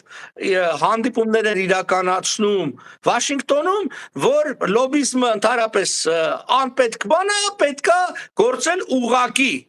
տարբեր պաշտոնյաներ, բայց խնդիրն այն է, որ դու այդ ուղղակի չես կարող գործես, այդ լոբիզմի միջոցով հազիվ ես հասնում նրան, որպեսզի դու կարողանաս այդ շփումներն ունենաս, այդ քաղաքական գիծը իրականացնել։ Հա, բնականաբար, եթե առանց լոբիզմի հնարավոր լիներ, կանենք առանց լոբիզմի, բայց դա հնարավոր չի, դա գործիք է եւ դա բոլորն են օգտագործում եւ այլն, բայց մենք, ինչ ասեմ, գնահատում ենք իր շատ ելույթներ, հատկապես երբ որ ինքը այսպես ճանաչողական բնույթի ելույթներ ունեմ ժողովրդին ծանոթացնելով արևելյան Եվրոպայի եւ այլն այդ կողմերի հայ տարբեր եթա էթնիկ խմբերի գործունեության եւ այլերի հետ բանը գիտեք համագործակցել նշանակում է ինչ որ հարցերի շուրջ համագործակցել չի նշանակում բոլոր հարցերով համընկնել մենք հաճախ մենք ամեն չորեքշաբթի օրը խորհրդի նիստ ունենք փակ նիստ որը առաջ 1-2 ժամ էր տևում հիմա 4-5 ժամ է տևում եւ ես կասեմ որ բուրըն քննարկումներով բան ենք անում եւ միշտ չի որ մանրամասների մեջ մեր տեսակետները համընկնում է բայց մենք մի ընդհանուր գծի են գալիս եւ դա ընդունում ենք որպես մինչեւ ոնց ասած հաջորդ շաբաթ մեր գործունեության հիմք հիմա վիճակ եւ հիմա մենք պատկերացրեք եթե առաջ շաբաթը մենք ենք դա անում հիմա արտահերթ հանդիպումներ ենք անում եւ վստահությամբ առաջիկա 1-2 օր էլի արտահերթ հանդիպում կունենա որտեւ վիճակը շատ արագ փոփոխվում է Սեղ շատ կարևոր է, միշտ պետք է նայել, երբ որ ասում են, իմ մասին են ասում, Բևերի մասին են ասում, նայեք, էլի գանք, իմ վկայակոչված աստվածաշնչյան ճշմարտությունը, ծառը պտուղից է իմացվում, ախպեր նայեք տեսեք, ինչ է անում Պապյանը, ինչ է անում Բևերը, խորհուրդը, եթե գործողությունները, ասենք, եթե Պապյանի գործողությունների մեջ, չգիտեմ, ես վերջի տարիների ընթացքում, ինչ որ քայլ եք տեսնում, որը կարող եք մեկնաբանել, չգիտեմ, Ռուսաստանի կամ չգիտեմ, մյուսի օգտին, անգամ Ամերիկայի օգտին, Տեղից եզրակացություն արեք, չի կարելի մերկապարանոց հայտարարություններ անել, ասում ես, բայց տեսեք, մեր այս գործողությունները ուղղված են Հայաստանի շահերի պաշտպանմանը, հասմա դուք դիտավորյալ պրոհայկական գիծ եք տանում, որպեսզի ոչ ոք չկասկածի, որ դուք պրոռուսական ուժ եք, հախպեր, եթե տանում ենք, մենք էդ ենք անում, ուրեմն էդ ենք, ասմա ջուրը, որ եթե սառում է, սառույց է, ուրեմն կը սառույց է, արդեն ջուր չի, հիմա կգտնենք մի հատ գործողություն, որ մեր արածը, չգիտեմ, դեմ է Հայաստանի շահերին կամ ռուսների շահերին օգտին է կամ Ամերիկա, երբ որ մենք խոսում ենք Ամերիկայի հետ հարաբերությունների սերտացման մասին, մենք հիմնավորում ենք ինչու Ամերիկան, Ինչու Ամերիկան, որտեղ Ամերիկան այն երկիրն է, որը ունի կարողություն, հնարավորություն ունի զսպելու մեր հակառակորդներին եւ թշնամիներին, այն ինչ որ չունեն շատ երկրներ, եւ մենք տեսնում ենք, որ Ռուսաստանը ի վիճակի չի, մեկ երկրորդն էլ չեն ուզի տնտեսական քաղաքական ռազմական շահերը Թուրքիա, Ադրբեջանի հետ են Հայաստանին պաշտպանելու։ Պարզը մենք միայնակ չենք կարող դիմագրավել այս հարաճուն, ասում եմ շեշտել, հարաճուն վտանգը Հայաստանին, բնականաբար պիտի փորձենք, որ դաշնակիցներ գտնենք։ Հիմա մնացածը արդեն խոսակցությունների մակարդակի են։ Այո։ Լավ, պարոն Պապյան, մյուս հարցի թեմայի շուրջ է թե ում բանը, բայց մինչև այդ ես չգիտեմ կհիշեք թե չէ, որտեղ ես մի դժվարանում եմ մտաբերել, բայց տպավորվել եմ այդ ձեր արձագանքից, ուղղակի չեմ հիշում դա ետերում էր թե մեր այսպես ինչ որ իսկապես հանդիպման ժամանակ այդ հարցը որ տվեցին թե ռուսների գործն է կանում, չգիտեմ, մասոնաճը, հուդա, ասենց խարխաներ ասիցիք հանգիստ մնացեք, ձեր արձագանքները, էլի, չգիտեմ, հիշում եք, թե շատ թիկունք էր, ասիք, ես Ուզբեկստանի գործակալ եմ, այդ սաղի թիկունք Մարդիկ անհեթեթության են վերածում, էլի, այս ամբողջ քննարկությունը։ Իրենք պիտի հասկանան, ընդհանրապես ինչ բանա գործակալ, հենց անգամ բառը լավ բառ է։ Դու գործն ես անում նրա։ Այսինքն քո գործով պիտի տվյալ երկրին ինչ որ բանով օգուտ բերես, ծառայես։ Եթե դու ռուսական գործակալ ես, բայց հանդես ես գալի ռուսական բազայի դեմ, հանդես բացահայտում ես ամեն շաբաթ հաղորդում վարելով այդ ռուսական բացական դերակատարությունն ես բացահայտում հաջորդի կյանքում եւ այլն, ո՞նց կարաս ասել ռուսական գո, ասիկան ռուսներն ապուշ են, գործակալ են, պահում որ իրենց դեմ աշխատի։ Այդ դեպքում գործակալ չի, հակագործակալ է։ Այս մարդիկ չեն կարում հասկանան այս տարական բանը։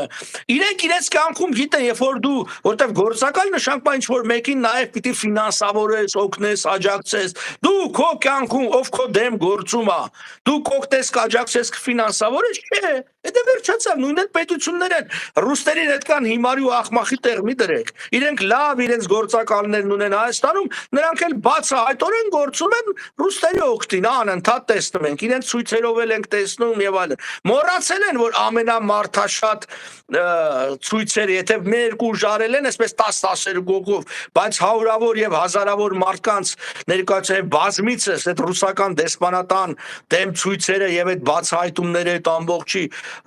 մոռացել են, որ 100-ից ավել մարդ բերման ենթարկվեց Գյումրիում, երբ որ մենք ռուսական բազայի դեմ ցույց էինք անում եւ այսինքն պրոռուսական ուժը ռուսական բազայի դեմ ցույց անում Գյումրիում եւ հարյուրավոր մարդկանց բերման կեն։ Երեք էլ մի ապուշ ասում էր, որ ՊՊՑ-ն Սերժի կազմակերպածն է։ Ախպեր, եթե Սերժի կազմակերպածն է, Սերժի որևէ մեկը պատասխանատվության չենթարկվեց, բա տղերքին չեն բանտում նստած։ Եթե Սերժի կազմակերպածներ միած սիրուն բան կանեին, որոշում կընդունեին, այսպես ասած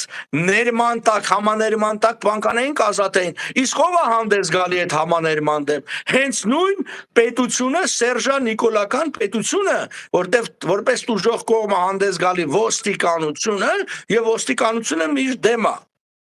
Սա հենց այն ցույցատալի, որ նման, բայց մարդիկ սիրում են իրենց խորիմաստը ճակերտների մեջ, ինչ որ խորիմաստ մտքերով հանդես գալ։ Այո։ Եզրահանգումը այդ կենտրոնացումը բարի վրա շատ ճիշտ էր։ Հայկական գործակալներ են, Բևերը, Պապյանը եւ այս ամբողջ։ Այո։ Մենք գործով նպաստում ենք մեր երկրի շահերի պաշտպանությանը։ Լավ տարբերակ էր։ Հայկական գործակալ, ուրեմն այսուհետ կոչենք տենց։ Ուրեմն հարց տվողը, Սերժի հետ կապված նաև այդ նորությունն էր, փաստորեն Սերժին թույլատրվել երկրի տարածքը բացակայելու, երբ որ, չգիտեմ, նույն Բևերի խորհրդի անդամ Կարո Եղնուկյանին առողջական խնդիրներ էլ ունի, մարդը չեն թողնում հենց իր Մարդը երկու անգամ վիրահատության ենթարկվեց այս վերջին 2-3 ամսվա մեջ։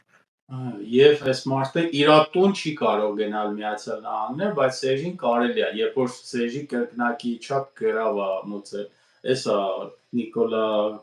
Սերժական իշխա եւ խեղճ Սերժը հիմի իմպիչմենտի գործընթացը։ Այս Սերժին մոտ ոնց է իմպիչմենտը կայֆ է տալիս, կոպիտ ասած, էլի։ 2007 թվին այս Նիկոլին դրել էր իմպիչմենտ դաշինքի ղեկավար, եթե հիշում եք։ Հիմա նորից իմպիչմենտ անում Նիկոլի դեմ, էսի Կարող է Նիկոլին դնի Նիկոլի դեմ impeachment անելու է կապիկությունը ոնց հա էդի հիշեցի Պարլամենտում իրոք 2007 թվականին impeachment դաշինք Սերժը Մոկոնել էր Նիկոլին է դրել էր առաջի համար հիմի էս պարլամենտի կապիկությունը ինչ որտեղ մարդիկ շատերը պարոն Պապյան բան են հույսեր են կապում այնտեղ ինչ որ աղջիկներ կան ելում ղժում են բաներ են անում պարլամենտում բան էս էլ ազդում է մարդկանց բանի վրա էլի ինչ են ուզում ես հերիք չէ Սեժան Քոչարյանական գզվրտոցը իրար մեջ մի հատ է մարդկանց են բան անում էլի իբր թե impeachment process-ը սկսվի ես ինչ impeachment-ը տեսեք ինչ անձնավորություն է առաջադրվել որպես վարչապետի տեխնացու չէ Մասիսի քաղաքապետ որը հանցագործ է որտեվ կա վիդեո պատկերները ոնց արձակվում մարդկանց վրա այդ թվում Վարուժան Ավետիսյանի տղայի Դավիթի եւ այլ երիտասարդ անչափահասների վրա դա քրեական գործ է մահակներով եւ այլն կա վիդեոները կա այդ թվերին եւ բանը եւ ել չեմ ասում հիմա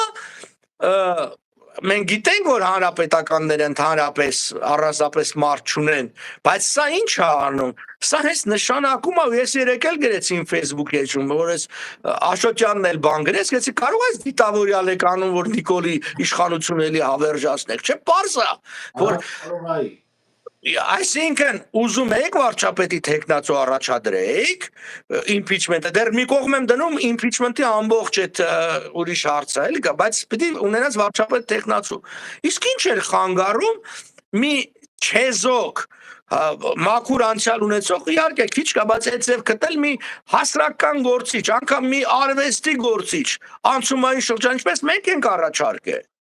Ինչպես մենք չէ ի վերջո մեր ծրագրային հիմնադրոն Նիկոլի հրաժարական անցումային շրջան չեզոք ապա քաղաքական կառավարության միջոցով որի խնդիրը պիտի լինի պահպանել օրենքը եւ գնալ արտահերթ ընտրությունների ոչ միայն հավասար իրավունքներով այլ հավասար հնարավորություններով իդեպ որը անցյալ տարի ըստ էության սրբազան շարժումը սկսեց որպես այդպիսին Եվ բարձրաձայնեց մեր 3 այդ հիմնադրույթները եւ դրա համար էլ մենք պաշտպանեցինք դա էր ելքը ուրիշ բան որ անգլերեն բառով ասած hijack արվեց այդ շարժումը որովհետեւ մյուս շարժումները ահավոր դանդաղկոտություն ահավոր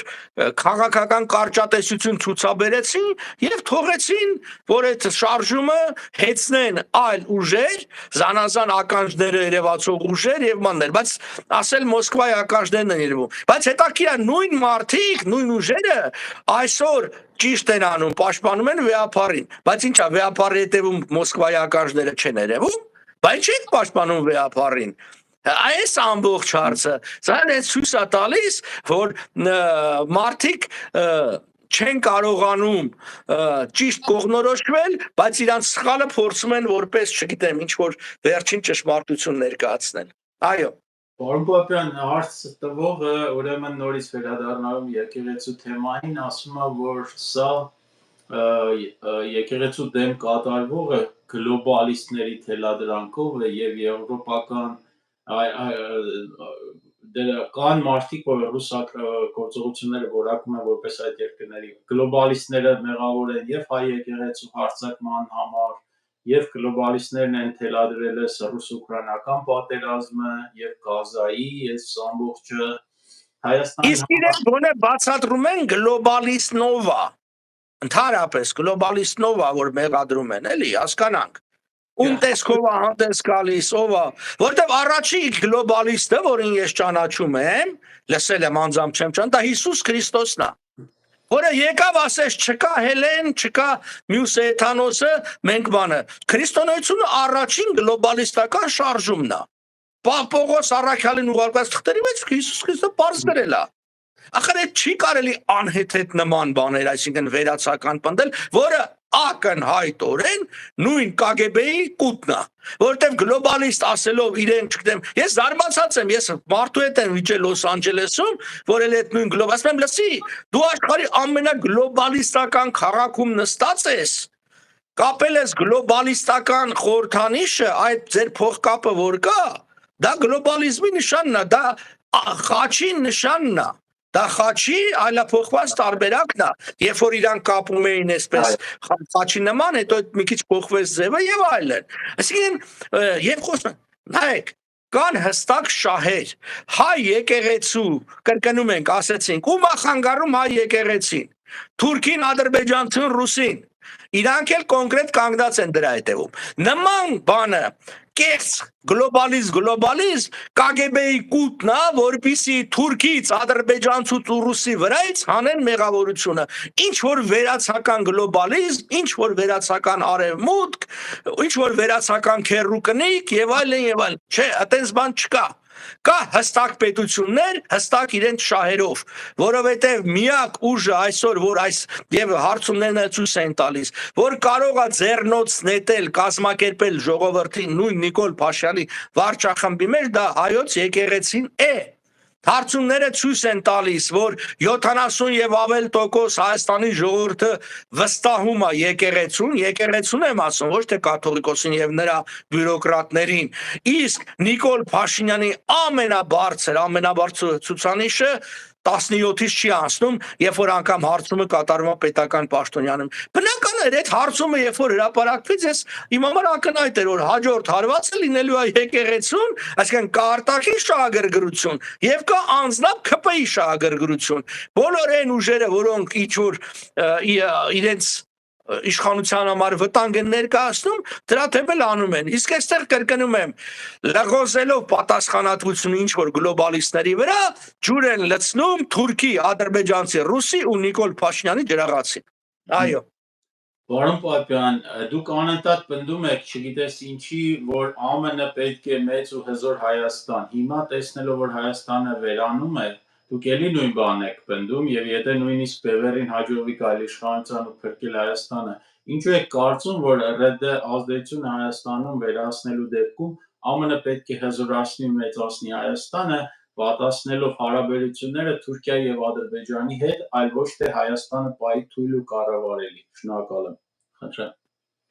Ուրեմն իմ մտքերը սխալ են այդ ընկերը մեջ բերում, ես ասել եմ Հայաստանը կլինի կամ մեծ ու հզոր կամ չի լինի։ Ես չէ, սա մեկ,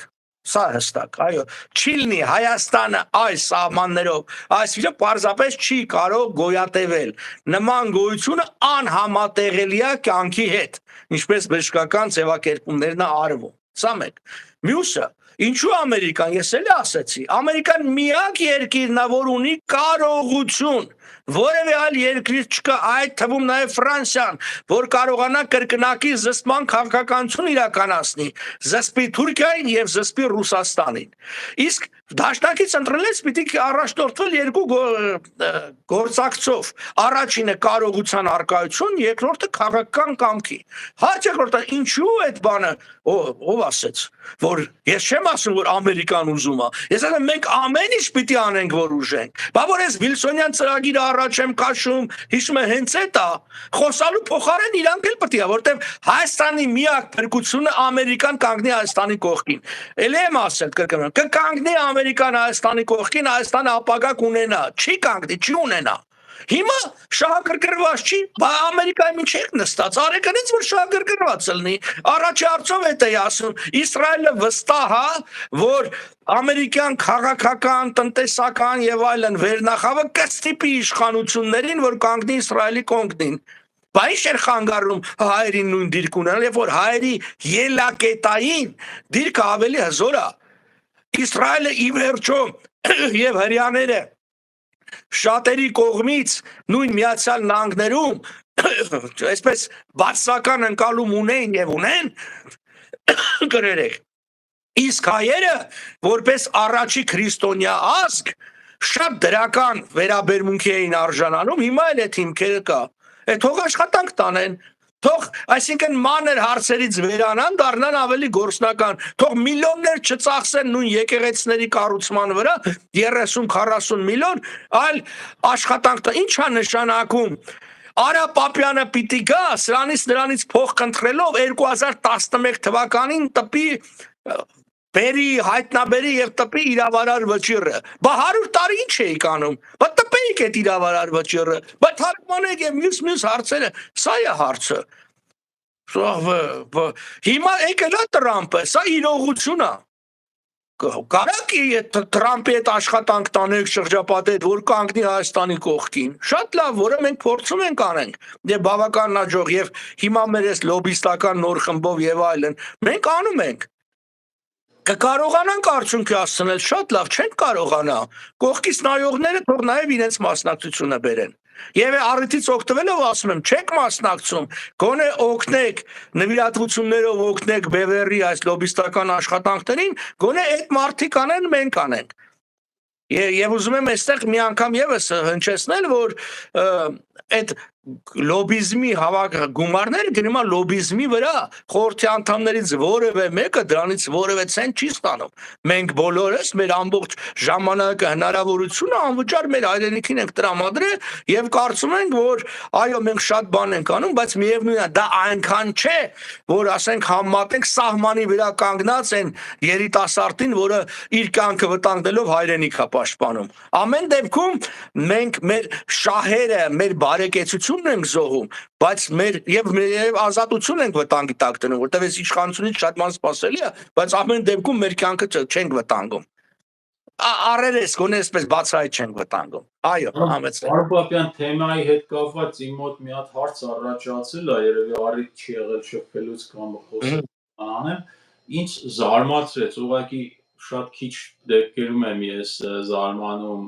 ANCA-ի հայդատ, այսպես անգլերեն abbreviation of ANCA-ի պաշտոնական իրանց էջի վրա Facebook-յան էր, թե YouTube-յան մի այսպիսի հայտարարություն կար, կոչ ամերիկյան, դե միշտ թքումրում են նախագահները ինչ սպիտակ տանը այս կոմենքում, այսպիսի մի հատ բան կար, տարօրինակ ինձ համար, որ կոչ էր անում CIA-ին, CIA-ը որ չգիտի, ասեմ կենտրոնական հետախուզական վարչությունն է, որ բաց կախնազերծի այն բոլոր փաստաթղթերը, որոնք ապացուցում են ամերիկացիների մեղսակցությունը կամ չկանխելը հայոց ցեղասպանությանը։ Սենց մի հատ post է, մի քանի օր առաջ էր նկատել, ասենք ինչ է դուք տեսեք, դուք ասում եք լոբիզմ արեք, գիրքը տպեք, չգիտեմ բանը, վճիռը բանը, ուղիղ հայդատը ANCA-ը, ուղիղ մեղադրում է Միացյալ Նահանգներին, փաստորեն ցեղասպանության հանցակից լինելու մեջ Վաշինգտոնի առօք իրանց կաբինետներում, օֆիսներում նստած մարդիկ ասում են CIA, դե բացահայտի, որ ամերիկան հանցակից է։ Էսի ինչ է, ինչ են ուզում անել սրանք, չգիտեմ ինչ ասեմ։ Այդպես բան ես ճիշտ ասած ամերիկյան փաստաթղթեր, որոնք ապացուցում են, որ Միացյալ Նահանգները հանցակից է կամ չի կանխել ցեղասպանությունը։ Ինչ գաղտնի փաստաթղթ։ Ճիշտ ասած ես ծանոթ չեմ, շատ հետաքրքիր կլինի մի հատ ավելի ուշադիր լինել։ Ինչ ուղարկեք, խնդրեմ, նայեք։ Ինչ ունենք մենք այսօր։ Ձեր ասած հայ դատա NCA-ը դա հայ հեղափոխական դաշնակցության ինչ ենթակայության կառույց է։ Հայ հեղափոխական դաշնակցությունն էլ այսօր ում ենթակայության տակ գտնող եւ ում աջակցությունը ստացող կառույց է։ Բանի Ռոբերտ Քոչարյանի։ Ռոբերտ Քոչարյանն էլ ում ենթակայության տակ է գտնող ռուսների։ Դրա համար երբ որ դուք ANC-ի հայտարարությունները նայեք, որտեղ քննադատություն կա, հաճախ ճիշտ քննադատություն կա ամերիկյան իշխանությունների մասին եւ այլն, բոլորին ոնց ասած, մի հատ ռուսների հասցեն քննադատություն չեք տեսնի։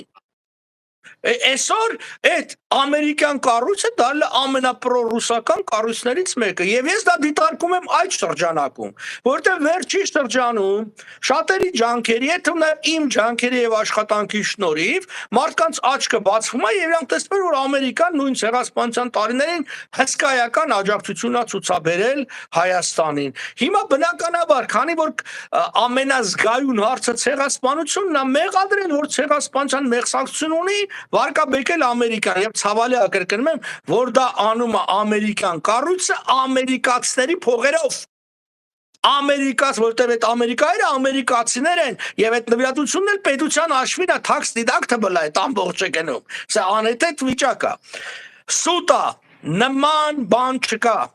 Ես անձամբ 100,000-ավոր փաստաթղթեր եմ կարդացել, նայել, պատրաստել ենք տպագրության, տպում ենք, չկա մի որևէ փաստ, որ ամերիկյան մեղսակցության մասին խոսվի։ Ընդհակառակը նախ ամերիկյան պարտականություն չուներ որևէ Հայաստան նկատմամբ, ի տարբերություն օրինակի համար Ռուսաստանի, ես ուզում եմ ասել, որ մինչև 1907 թվականի Պետերբուրգյան համաձայնությունը անգլո-ռուսական, բրիտանացիները եւ ռուսներն էին երաշխավորը Թուրքիայում հայության անվտանգության։ 1907 թվականին ստորագրվեց այդ համաձայնագիրը Պետերբուրգյանը, որով Ռուսաստանը կրկնում է միանձնյա ստանձնեց հայերի անվտանգության հարցը, ինքը դուրս մղեց բրիտանացիներին այդ ամբողջ եւ այդ միանձնյա ղեկավարությունը հանգեցրեց նրան, այսինքն միանձնյա երաշխավորությունը հայերի հանգեցրեց նրան, ինչ որ հանգեցրեց Արցախում։ Այն որ հայերին կոտորել են ռուսական մեղսակցության, դա փաստերով, հուշերով, հիշողություններով ամրագրված է, ինչպես կրկնում եմ Արցախի հարցով։ Ամերիկացիները որևէ բացական դերակատարություն չեն ունեցել։ Ամերիկացիները պատերազմ չհայտարարեցին Օսմանյան կայսրությանը եւ դա գնդապետ ինչ էր հարց մոռացա ազգանը, նրա ուշերի մեջ հստակ գրած է խորհրդականը Ուիլսոնի, որ դա չարվեց, որպեսզի միսիոներները հնարավորություն ունենան որփախնամ գործունեությամբ, նախ որփահավաք, հետո որփախնամ գործունեությամբ զբաղվելու։ Եվ այն 132,000 որբերին, որ ամերիկյան մերձավոր արևելքից ռիլիֆը պահել է, այդ թվում 25,000 հոգի Գյումրիում եւ Գյումրին որփակառակը դա ամերիկյան շնորհիվ է։ Այսօր առնվազն աշխարհում 700-800,000 հայ կա, որ իր գոյությամբ պարտական է այդ ամերիկացիներին։ Որ հարցում է մեղսակցությունը։ Ամերիկացիները առ այսօր մենք ամերիկացիներին վարկերը անգամ չենք փակի այդ ժամանակ հսկայական բացի այդ որ միլիոնավոր տոնաների սնունդ ա եղել անվճար, նաև մեզ վարկեր են տվել։ Այդ վարկերը մենք չենք փակի, ամերիկացիները չեն էլ ուզում մեզանից այդ վարկերը եւ այլն։ Այսինքն ով է բան արել Ով չի կատարել իր պարտականությունը հայերին պաշտպանելու։ Ռուսաստանը, կրկնում եմ, որը միանձնյա պարտավորություններ էր ստանձնել։ Հետո էլ դա ամրագրվեց 1914 հունվարի Մանդելշտամյան բարեփոխումների ծրագրով։ Ով քեմալականներին զինեց, առաջինը Բուդյոնն ուղարկելու հանդիպելու Քեմալի հետ եւ տալով տոնաներով ոսկի ու զենք, էլի ռուսները։ Այն ընթացքում, երբ որ ամերիկացիները փող էին հավաքում, եւ ես մի հատ գիրք եմ հիմա գրել, Այս դեռ չեմ տպել, լուծեմ ֆինանսական հարցերը, կոչվում է The Homecoming of Noah's Eagle, Նոյան արծվի տունդարձը, հենց ցույց տալու է եւ որի մեջ ահագին ես փաստեր եմ բերել այդ ամերիկյան օգնության,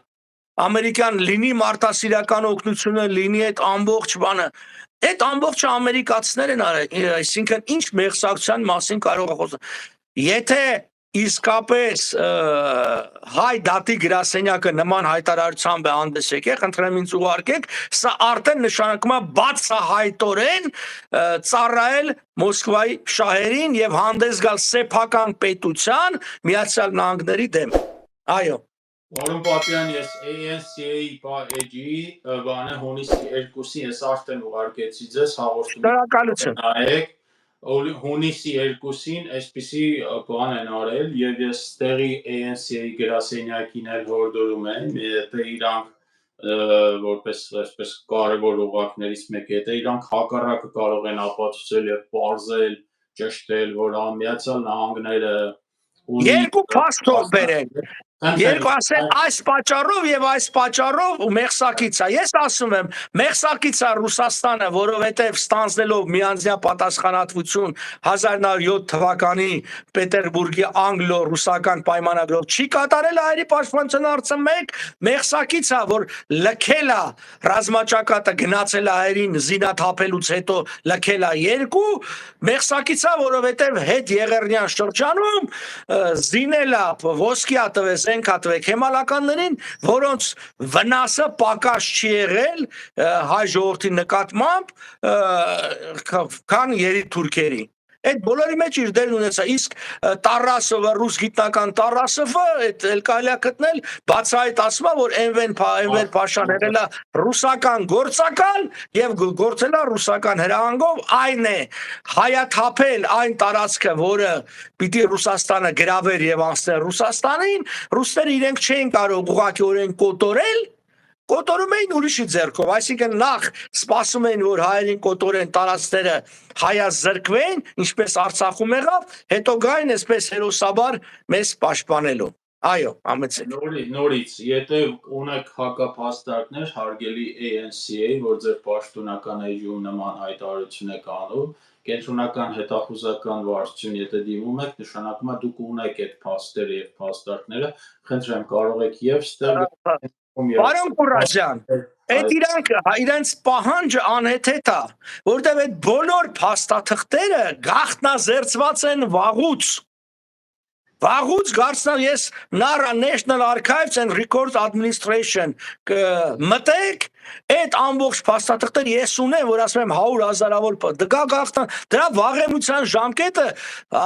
դեռևս 61 թվականին գաղտնազերծել են, չկա տենց բան, որ հեքիաթներ են, իրանք այն տպավորությունն են ուզում թողնեն, որ ինչ որ փաստաթղթեր կան, որոնք գաղտնեն, կրկնում եմ, առաջին համաշխարհային պատերազմին վերաբերող անգամ այդ ամբողջ բանը ոչ միայն գաղտնազերծված է,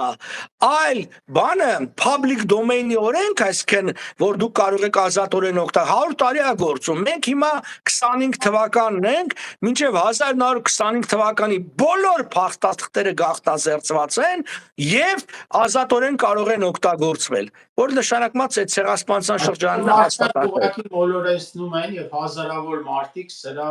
շովի տակ դառնում են հենց Վաշինգտոնում վայելելով ամերիկյան հարկատուների փողերը tax deductible նաև մարդիկ փաստորեն մոլորեցնում են հազարավոր մարդկանց եւ չգիտեմ CIA-ի տեղը լինեի իսկապես կհետաքննեի այս մարդկանց հետին նպատակները չնայած մեր համար ըստ էության բարձ է այդ ուղղորդությունը որտեղից է գալիս Պարոն Պապյան հարց կա ուրեմն դուք ինչ կարծիք եք այս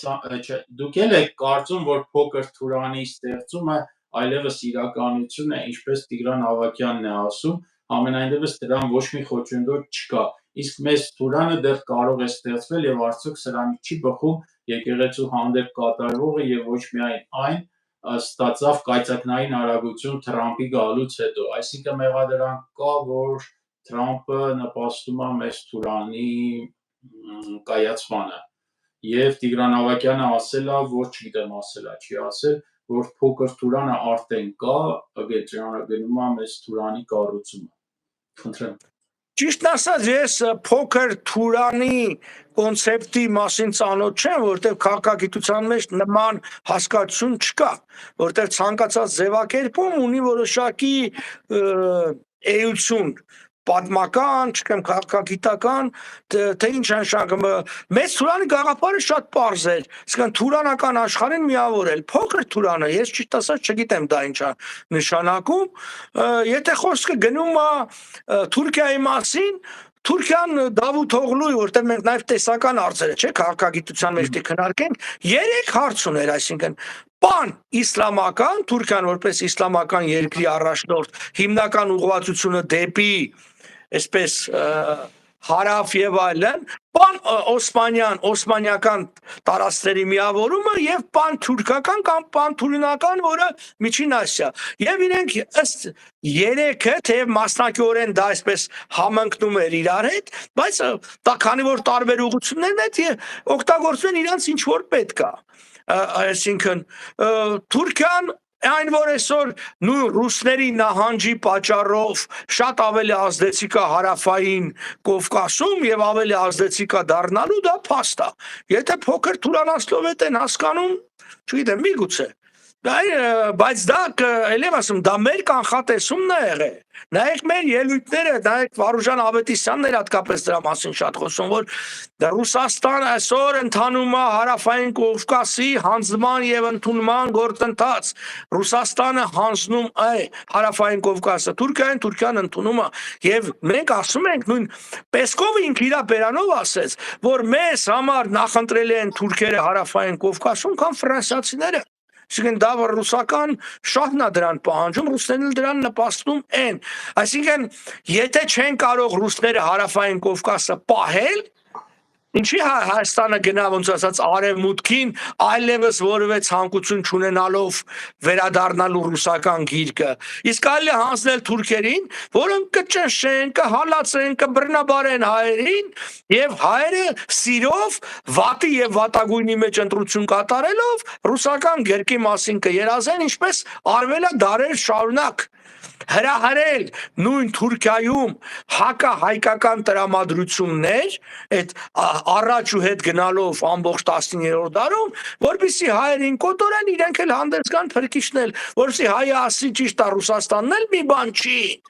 բայց գոնե ինչ որ ձևով անվտանգություն կա։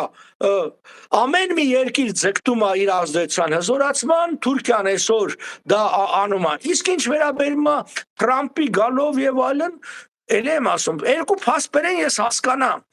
Ես իմ դատողությունները խարսխում եմ փաստերի վրա։ Թրամփը F-35 օդանավեր չծախեց եւ Ամերիկան չի ծախում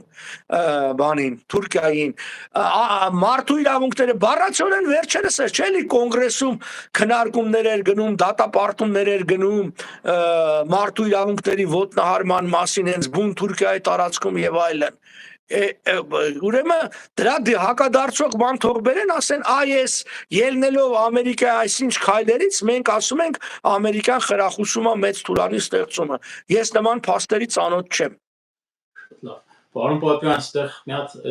հատ օգտատերը երկու հարց է տալիս, որոնք ուղիղ ձեզ կապված չեն, ավելի շատ բևերին են ուղղված, ու այդ կարծիք ասեք։ Այո։ Մեկը հարցադրումն է, ինչու գյուղշրջաններ, գյուղերում հանդիպումներ քիչ եք անում,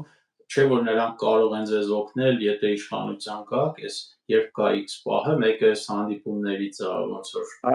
աներում բանը, եւ երկրորդ դժգոհությունը, ինչու եք հրավիրում ռուսամետ ուժերին ձեր տաղավար, եթե նրանց դեմ եք օրինակ Բազյանին եւ արդյոք համաձայն եք նրա կոչին համախմբվելու առանց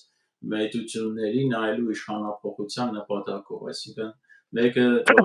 Երկու հարց, ինչու գյուղերում մեր հանդիպումները քիչ է եւ այլն, անում ենք այն հանդիպումները, ինչքան կարողություն ունենք, որովհետեւ երբ որ դուք գնում եք մի քանի ավտոմեքենայով գնում եք X գյուղը, ճանապարհին ոստիկանությունը կանգնում է ձեր բոլոր մեքենաներին կանգնեցնում է, մեքենաների 50%-ը տարբեր պատճառաբանությամբ անվադողերը մաշած են, այս թուղթը չկա, այն թուղթը չկա, տանում է Տուգանային հրապարակ, մեկ հասնում ես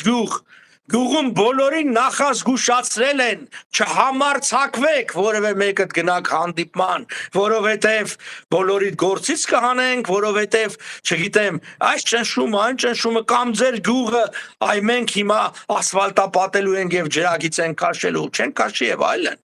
Այստեղ պետք է հստակ հասկանալ, որ մեր դեմ որպես ազգային ուժի, որպես ուժ, որը հստակ հսկայական հալածանք է, այդ մենք Նիկոլը չենք, որ գնանք գյուղ կամ Նիկոլի տիկինը երկու դահլիճ բան լցնեն, ժողովուրդ հավաքեն, գործից կտրեն, բոլորին բերեն հանդիպման։ Այդ մարդկանց զգուշացնում են, մենք դահլիճ չենք կարողանում վարձենք մեր փողով։ Սքոսրահ մեզ վարձու չեն տալիս, որտեղ մարդկանց հետ հանդիպենք, ինչի մասին է խոսքը, մարդկանց հետ պայմանավորվում ենք, մարդը հետազանգում, ասում է հրաժարվում է փողից, պատկերացնում եք, չէ՞, ինքը հնարավորություն ունի դատարկ դահլիճից փող աշխատի, հրաժարվում է փողից, որտեղ ասում է ախպեր ինձ զանգես զգուշացել են, որ հարկայինը մայրիկդ կլացացնի, հանկարծ այդտեղ բևերի հանդիպում է եղել։ Ուրիշ ուժեր կան, այդ ցույց է տալի, իշխանությունը ռեալ ում է տեսնում ընդդիմություն։ Այն ուժերը, ովքեր հանգիստ գործում են, բան են անում, իրանց դեմ ճնշում չկա, իշխանությունը ինչ-ինչ պատճառներով անհանգստացած չի նրանց ուժեղացումից, բայց բևերից կա, որտեղ սա է։ Իդեպ ես վերջերս նույն Զանգեզուր էի գնացել Սյունիք եւ իմ հանդիպումներն են, բայց սա չի նշանակում, որ մենք դրա մասին պիտի շատ բարձրացնենք, որտեղ նաեւ մենք այդ մարդկանց չենք ուզում հարվածի տակ տնենք։ Եկեք հասկանանք, որ Հայաստանում այսօր շատ ավելի մանրամասն, այս բառ ուզում եմ շեշտել, մանրամասն բռնատիրությունը իշխում, քան նախորդ բոլոր 3 իշխանությունների օրոք։ Նախորդ իշխանը թքած ունեին, դու մետ կգնաս, ինչ կհանդիպես, ինչ կգրես, ինչ կխոսես, հասկանում եք, մարդիկ մի գերության համար, ոչ թե իրենք են աշխատանք կորցնում Facebook-ում մի բան գրելու համար, իրենք հարազատները, քուր, եղբայր, օրողբոր տղա, ինչի մասին է խոսքը։ Ասում եմ, այդ նման հարցադրում անում են մարդիկ, որ իրականությանը ծանոթ չեն։ Եվ երկրորդ հարցը ինչ էր, կներեք մոռացա։ Որ ռուսամետներին ետերը կան։ Բայց այդ ժողովրդավարություն է։ Բա եթե դու մենակ պիտի հնարավորություն տաս խոսալու նրանք ում որ կիսն, բա պիտի ասես, որ մեր լսարանը լսի այդ մարդկանց, հասկանա, որ մենք ինչքանով ենք ճիշտ։ Բա ոնց որ մենք ասում ենք, մենակ մեր ճիշտը պիտի ուրիշի սխալը լսի, որ սխալ է համատի հասկանա ճիշտը մենք ենք։ Բանը, իսկ ինչ վերաբերում է մենք համախմբան կողմնակից ենք եղել միշտ։ Այո, համախմբում, այո, իշխանազրկում Նիկոլի, այո, անցումային շրջան եւ այլն, դա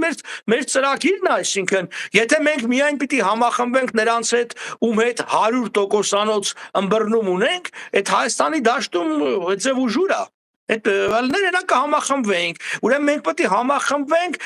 հանուն ինչ որ մի բանի, իսկ այդ հանունին բան կրկնում եմ, այդ երաստիճանն է, Նիկոլի հրաժարական անցումային շրջան ժամանակավոր կառավարությամբ ապա քաղաքական ղեկավարը, որը չի մասնակցելու այդ իշխանությունը կամ այդ մարտիկ ապագա ընտրություններին, օրենսդրական փոփոխություններ եւ արտահերտ ընտրություններ հավասար հնարավորություններով կարողոց օրենքներով օրինակի համար նույն բանը այսօր սփյուռքա հայը անգամ սփյուռքա չէ հայաստանցին ով որ գտնվում է Միացյալ Նահանգներում չի կարող ընտրություններին մասնակցել դա համարում եք ճիշտ եւ արդար ես ճիշտ չեմ համարում այդ օրենքը պետք է փոխվի այսօր նույն եթե մենք ուզենանք մեր ընտրացուցակի մեջ որևէ մեկին որը նաև ամերիկյան քաղաքացի է մարդը լավ գիտելիք ունի կապեր ունի բան ներգրավել մեր ոչ թե խոսքը գնում է երկրորդ պալատ ստեղծելու մասին սփյուռքի չէ որևէ քաղաքական ուժ որևէ հայաստանցու որը նաև Ռուսաստանի Ամերիկայի Ֆրանսիայի քաղաքացի ներառնի ցուցակի մեջ չի կարող օրենքն արգելում է բայց չփոխենք դա Սա, այսինքն մինչև այդ օրենքները ստեղծած է, Հայաստանում ստեղծած օրենքները ստեղծած են նրա համար, որ միշտ ընտրություններին հաղթի իշխանությունը, այդպես էլ եղել է, առ այսօր որևէ դեպք չի եղել, ներառյալ Նիկոլ Փաշինյանը, որ ընտրություններով իշխանությունը պարտվի եւ որևէ ընդդիմադիր ուժ գա իշխանության։ Հայաստանում իշխանափոխությունը միշտ եղել է, ինչպես Նիկոլ Փաշինյանի օրոք, փողոցի միջոցով։ Մայիսին եկել է իշխանության, դեկտեմբերին արդեն որպես իշխանություն վերաձևակերպել է իր այսպես ասած հաղթանակը։ Այո։ Եվ ժողովրդավար այդ խոսքի ազատության մեկ յուրահատուկ օրինակ էլ բացառիկ օրինակ, ես չգիտեմ երկրորդը, որ Անմա Բևերը իր ամեն շաբաթյա հարցազրույցներով թե Բևերի գրասենյակը Երևանում եւ թե այս մեր իրավունք եւ պահանջատիրություն հաղորդաշարի հարցերը, որոնք ուղիղ եթերում են ցանկացած մետ, ռուսամետ, չգիտեմ արևմտամետ, եսին ինչամետ կարող են իրանց հարցերը տան եւ ուղիղ եթերում ստանալ պատասխանները։ Ուրեմն պարոն Պապյան, այս հարցը օգտատերը ներողություն է խնդրում իհարկե ռուսերենով հարցը տալու, խորհուրդ տամ այդ օգտատիրոջը թեկուզ կիսատ պրատ հայերենով, թեկուզ սխալներով, բայց հայերենով գրի, եթե հաջորդ անգամ որոշի գրել, ամեն դեպքում քանի որ գրել է կարդամ եւ այն բոլոր օգտատերերը, որոնք իրանց հարցերը ուղիղ չեն լսի այս կամ այն ձև արդեն պարոն Պապյանը անդրադարձել է, այնց որ ես բաց չեմ չնայած չարաշահում ենք պարոն Պապյանի ժամանակը, բայց անչափ հետաքրքիր է։ Ես կարծում եմ մենք 15 րոպե դեռ ունենք, հետո պիտի գնամ որտեղ ուրիշ հանդիպում ունեմ։ Այո։ Եվ ուրեմն ասում եք, как оцениваете сделку Германии и Азербайджана по покупке газа как замена российского, как руководство США, Франции и даже Британии оценивают опубликованные вами в соцсетях заявления турков о том, что руководство Армении нуждается в защите, их спецназ должен вмешаться. Ваши лоббисты сообщили им, այսինքն հարցադրում է այդ գերմանա-ադրբեջանական նավթի գործարքի։ Այո, նավթային էս վերջի գործարքի։ Հա, այդտեղ հարցը հետևյալն է, որ ռուսական գազի փոխարեն չի կարող լինել, որտեղ Ռուսաստանը 200 միլիարդ խորանարդ մետր գազ էր ծախում Եվրոպային, Ադրբեջանը ծախում է ընդամենը ռուսական գազը անգամ վերավաճառելով 16 միլիարդ, այսինքն 8-ը Իրանն է, 8-ն էլ եւ այդ կրճատվում է, 8-ը Ռուսաստանինն է։ Հիմնական գազի գնորդները Իտալիան է, Բուլղարիան եւ Ռումինիան, Գերմանիան այդքան շատ չի, որտեղ Գերմանիան բանը ինչպես պիտի գնահատեմ, վատ է, բայց Եվրոպայի համար թիվ 1 թշնամին Ռուսաստանն է եւ ոչ թե Ադրբեջանը։ Բնականաբար իրենք Ռուսաստանին են թույլաtsնում, մենք այո իրանց ասում ենք, որ այդ նույն Ադրբեջանը վերավաճառում է ռուսական գազը, Ադրբեջանի այդ խախտումները, դե դրա համար էլ մենք շահագրգռված ենք, որ Պուտինյան վարչախումբը չլինի Ռուսաստանում, որտեվ եթե ժողովրդավար Ռուսաստան լինի, որը մի քիչ իհարկե դժվար է պատկերացնել Ռուսաստանի ժողովրդավարության տեսակը, բայց գոնե ընդունելի վարչախումբը լինի, որպեսզի այդ գազը ոչ թե Ադրբեջանից առնեն, այլ Ռուսաստանից, ու Ադրբեջանը թուլանա դրանով։ Դրա վրա մենք չենք կարող ազդել, որտեվ եթե Հայաստանն է հայտարարում, կարծեմ Ալեն Սիմոնյանը հայտարարեց, որ ինչ է եղել Ադրբեջանից գազը կառնենք, եթե Հայաստանը պատրաստ է իր շահի համար էժան գազ առնել Ադրբեջանից, այսպես ասած, ինչի պիտի եվրոպացիները չառնեն։ Իսկ այն եվրոպացիները հանուն հայերի ինչ պիտի ձմեռը մրսեն, չէ։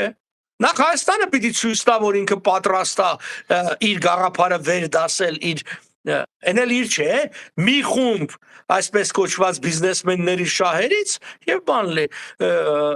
իսկ այդ մյուս հարցի մասին արդեն անդրադարձել ենք, խոսել ենք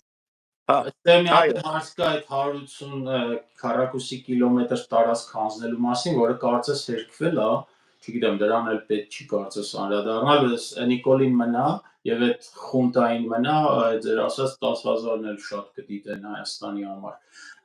Այստեղ հարց կա, որ Արաքսի հունի հետ կապված անցած հաղորդմանը իրոք տենց բան եղավ, եթե բանա քննարկումներ սոցցանցերում գնում է, որ Թուրքիան Արաքսի հունի փոփոխության ինչ որ բան է անում, տենց տեղեկատվություն ունեք էկոլոգիական ինչ որ ծրագիր է իրականացնում, որ Արաքսի հունը փոխվի։ Դրա վերաբերյալ իրարամերժ տեղեկություններ կան, ոչ թե հունի փոփոխման մասին, այլ հունի շուրջ որոշ աշխատանքներ կատարելու եւ այլն։ Մանրամասներին տեղյակ չեմ, բայց գիտեք ինչ, եթե Հայաստանը իր շահերը չպաշտպանի, բնականաբար թուրքերը սովետա-թուրքական բազմաթիվ պայմանագրեր կան սահմանային գետերի օգտագործման վերաբերյալ, շատ ավելի ջուրա վերցնում կշարունակի վերցնել, քան իրեն հասանելիք է եւ ընդհանրապես պիտի բան անել Հայաստանը իր ջրային ռեսուրսները շատ վատ է օգտագործում նույն հետ կապված Ադրբեջանի հետ, որովհետեւ շատ գետի աղմուկները մեզանում են, բայց գիտեք, սրա համար հենց պետություն ասածը է դա Այսինքն պետությունը պիտի ամեն քայլը հետամուտ լինի եւ պաշտպանի, մենք նման բան չենք տեսնում։ Այդ ջրի հարցը ավելի կարեւոր հարց է, քան չգիտեմ, էլի գալիս ենք այդ կուսության հարցին, արդյոք X տերտերը կուսակրոնա թե բանտի եւ լուրջ տեսքով բանը էլի sense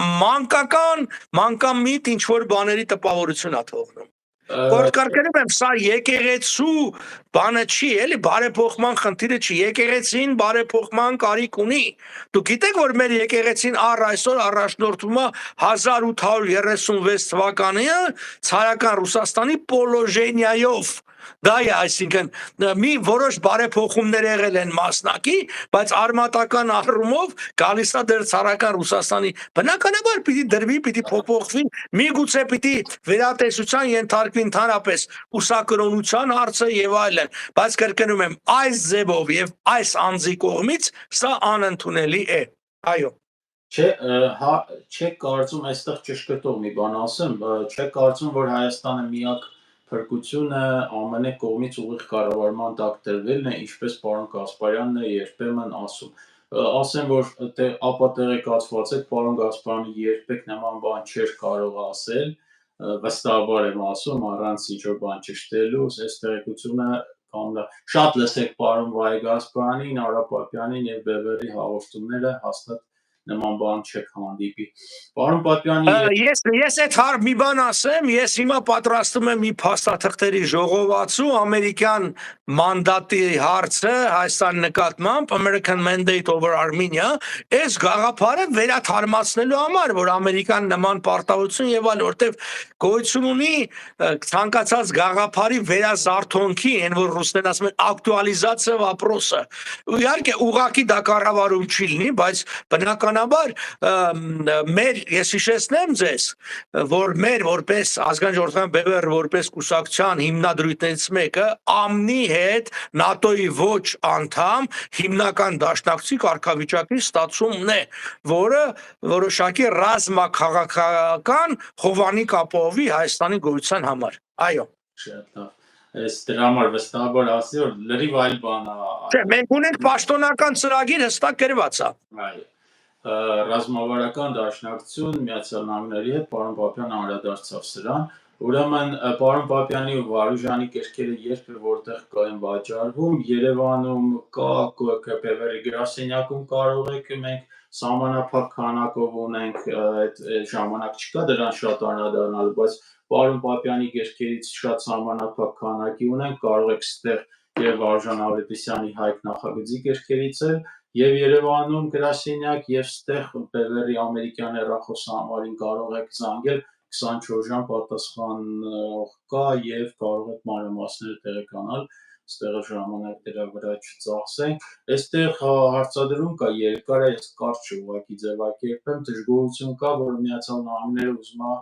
ատոմակայան կառուցել, չեք ու Չեռնոբիլի բանն է բերում, համեմատություն է, ասենք Իշխանովը ճիշտ ատոմակայան կառուցել, երբ որ այսքան պայթյունավտանգ, պատերազմավտանգ եւ սեյսմիկ վտանգով երկրում ինչ կասեք այս մասին։ Ես ուղղակի երջանիկ կլինեի, եթե Ամերիկան ուզենար ատոմակայան կառուցել Հայաստանում, ցավոք սրտի նման վերջնական որոշում չկա, կան քննարկումներ։ Հայաստանի ատոմակայանը տալիս է Հայաստանի էներգետիկայի 37%-ը։ Ամենաէժան, այսօր մեզ մոտ կարծեմ 47-48 դրամ է մի կիլովատը, եթե ատոմակայանը փակի 2-3 անգամ կթանկանա էլեկտրականությունը, որ նշանակում է Հայաստանի տնտեսությունը ուղղակի կմեռնի, ոչ մի բան ինքնարժեքը չի կարա մրցունակ մնալ։ Ատոմակայանի կառուցումը Հայաստանում միանշանակ անհրաժեշտություն է, դա պետք է աներ վաղուց եւ ինչքան շուտ այնքան լավ, որտեվ ներկա ատոմակայանը պիտի փակվեր 2003 թվականին եւ արդեն 22 տարի իր ժամկետն անցել է, իր ժամկետը 25 տարի է ռեակտորի, այսինքն գրեթե կրկնակի եւ վտանգավոր է այս ատոմակայանը։ Իսկ քանի դեռ մենք այլընտրանքային աղբյուրներ չունենք, ատոմակայանը շարունակել է գործել։ Հետևաբար ինչքան շուտ նոր ատոմակայան կառուցենք, այսինը կփակենք։ Այո։ Պարոն Պապյան, ուրեմն օկտատերը այսպես շատ պեսիմիստորեն է նայում, որ 26 թվին ընտրություններ բան, ասում եմ, մինչև այդ Հայաստանը կարողա ցկել թե չէ, որ այդ շատ բան է, եւ ռուսը ուկրաինական պատերազմը, որ ԲՎՌ-ը հույս է կապում, կարող է շատ երկար տևել, այսինքն 26 թիվը շատ է դիտում, որ Հայաստան, այսինքն ենթատեքստը էսա, որ 25 թվին Հայաստանը, այսինքն կվերանա որպես պետություն, մտավախությունը հետա, ինչի եք այդ 26 թվի հետ կապում, կամ ինչի եք Բա ինչի հետ կապենք, այսինքն մենք ժողովրդին ասում ենք եղբայր դուրս եկեք փողոց, 100,000-ներով, որ չասնի 26 թվին, ժողովուրդը դուրս չի գալիս, մենք դուրս են գալիս, մենք պայքարում ենք, մեր ուժերը չի բավարարում, որ կարողանանք իշխանապողություն ունենալ, շատ պարզ հաշվարկ է, եթե Պարոն Պապյան, նրանա, որ այս զուգը այդ կենտանու զուգենգերը փաստորեն Չինաստան է գնում, սա արդյոք բան չի, որ փախը սկսվել է եւ արդեն 26-ը շատ ուշ է, էլի։ Դե հիմա մենք ամեն դեպքում հանդես են գալիս, հանդիպումներ ենք ունենում, քննարկում ենք հնարավորինս արտահերթ լինելու կամ ընդհանրապես, ես ասացի, դեռևս ընտրություններով իշխանություն չի փոխվել, սա մի հատ ուշի հարցը չի, որտեղ եթե 26 թվականին Նիկոլը այս ձևով գնում է իշխանության կամ քվեարկության, ինքը հանգիստ կարող է, ինքը 600,000 ձայն արդեն ունի, կեղծիքով եւ պետական ապարը 600,000 ձայնը արդեն ինքը առաջի տեղում է գտնվում, բանը, այնպես որ միշտ էլ կարող է, դե մենք անում ենք քաղաքականությունը հնարավորի արվեստն է, մենք անում ենք այն ինչ որ կարող ենք, որովհետեւ մենք ավելին կարողանանք անենք, ուրեմն մեզ պետք դրանք շատ ավելի մեծ թվով աջակիցներ բոլոր առումներով հնարավոր չի անել մի բան, որի կարողությունը չունես։ Էսա։ Իսկ այդ կրթվողի չինական, կոնֆուցիական, այդ փիլիսոփայության Ռատուրայի հետ կապված ինչ կասես։ Այո, ես էլ եմ տեսնում այստեղ փախուստի որոշակի բաներ եւ Չինաստանի ընտրությունը պատահական չի, որտեղ Չինաստանը ինքը բռնատիրություն է եւ այնտեղ ավելի կարելի է Ինտերպոլից խուսափել եւ այլն։ Այդ բան օրինակի համար քան, չգիտեմ, Ֆրանսիայում կամ Եվրոպայում, ես չեմ կարծում, որ այդ կոնֆուցիզմը այդքան Աննա Հակոբյանին ուզում եմ մյուս կողմից էլի գանք, ախր ինչ կարգավիճակ ունի Աննա Հակոբյանը, մենք մոռանում ենք այս բանը, նա որևէ կարգավիճակ չունի։ Ընդհանրապես այն բոլոր փողերը, որը ծախսվում են նրա վրա, հակաօրինական եւ հակասահմանադրական են։ Հասկանում եք, Իսրայելի գործող իրական վարչապետ Նաթանյահուի կինը $170 պիցա էր պատվիրել պետության հաշվին հյուրեր ընդունելու համար, վրենք հրեական գործ հարուցեցին, ասեցին, որ այդ հյուրերը ոնց ասած պետական բանի մեջ չէին, արարողակարգի մեջ չէին, հրեական գործ հարուցեցին, մի կերպ մուծվեցին այդ $170 10 անգամ ներող։ Աննա Հակոբյանի վրա միլիոնավոր դոլարներ են ծախսվում տարեկան իր շրջագայությունների, իրես խելք սովորացնելու բաների վրա, ասենց բանտոնով, բայց այդ մարդկանց որ գործից այդ որ ասում են ինչու՞ չէ այդ հանդիպում գյուղերում, որտեվ հավաքում տանում են նման հանդիպումների, դուք պատկերացնում եք մի քանի 100 մարդ անընդհատ գործից կտրում են եւ այլն։ Հիմա ինքը այո գնում է այնտեղ ինչ է եղել։ Մեր հաշվին սիրուն տուն կվարձեն, մեր հաշվին թիկնապահներ կտան, խոհարար կտան, վարորդ կտան, մեքենա կտան, իր համար դե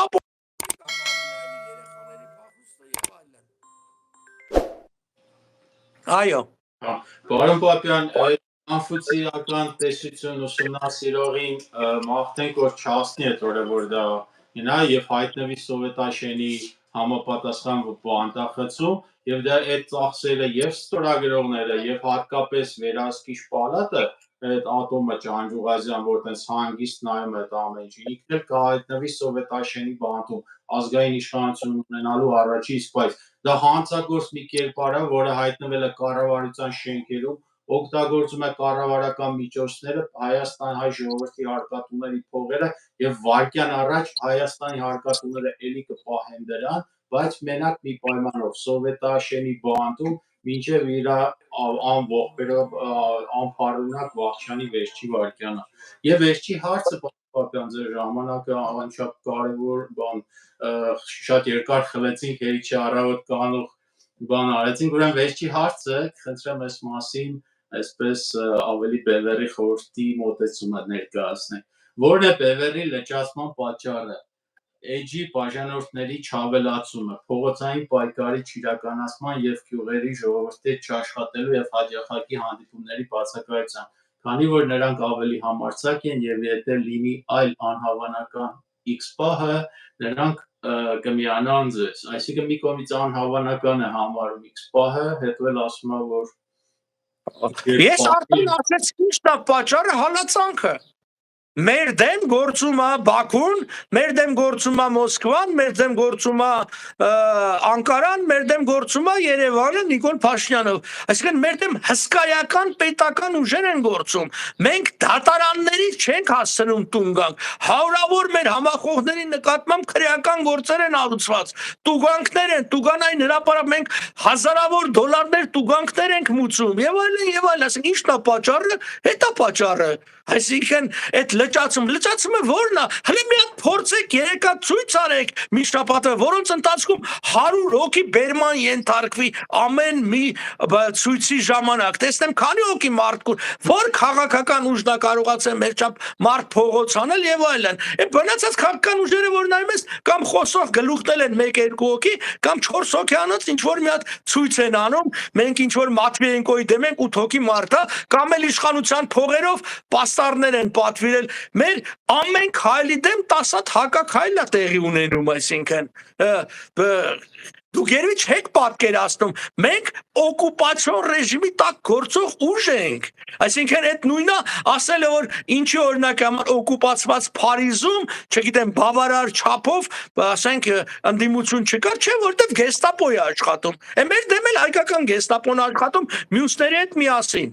ռուսների եւ կրկնում եմ թուրքերի եւ ադրբեջանցիների,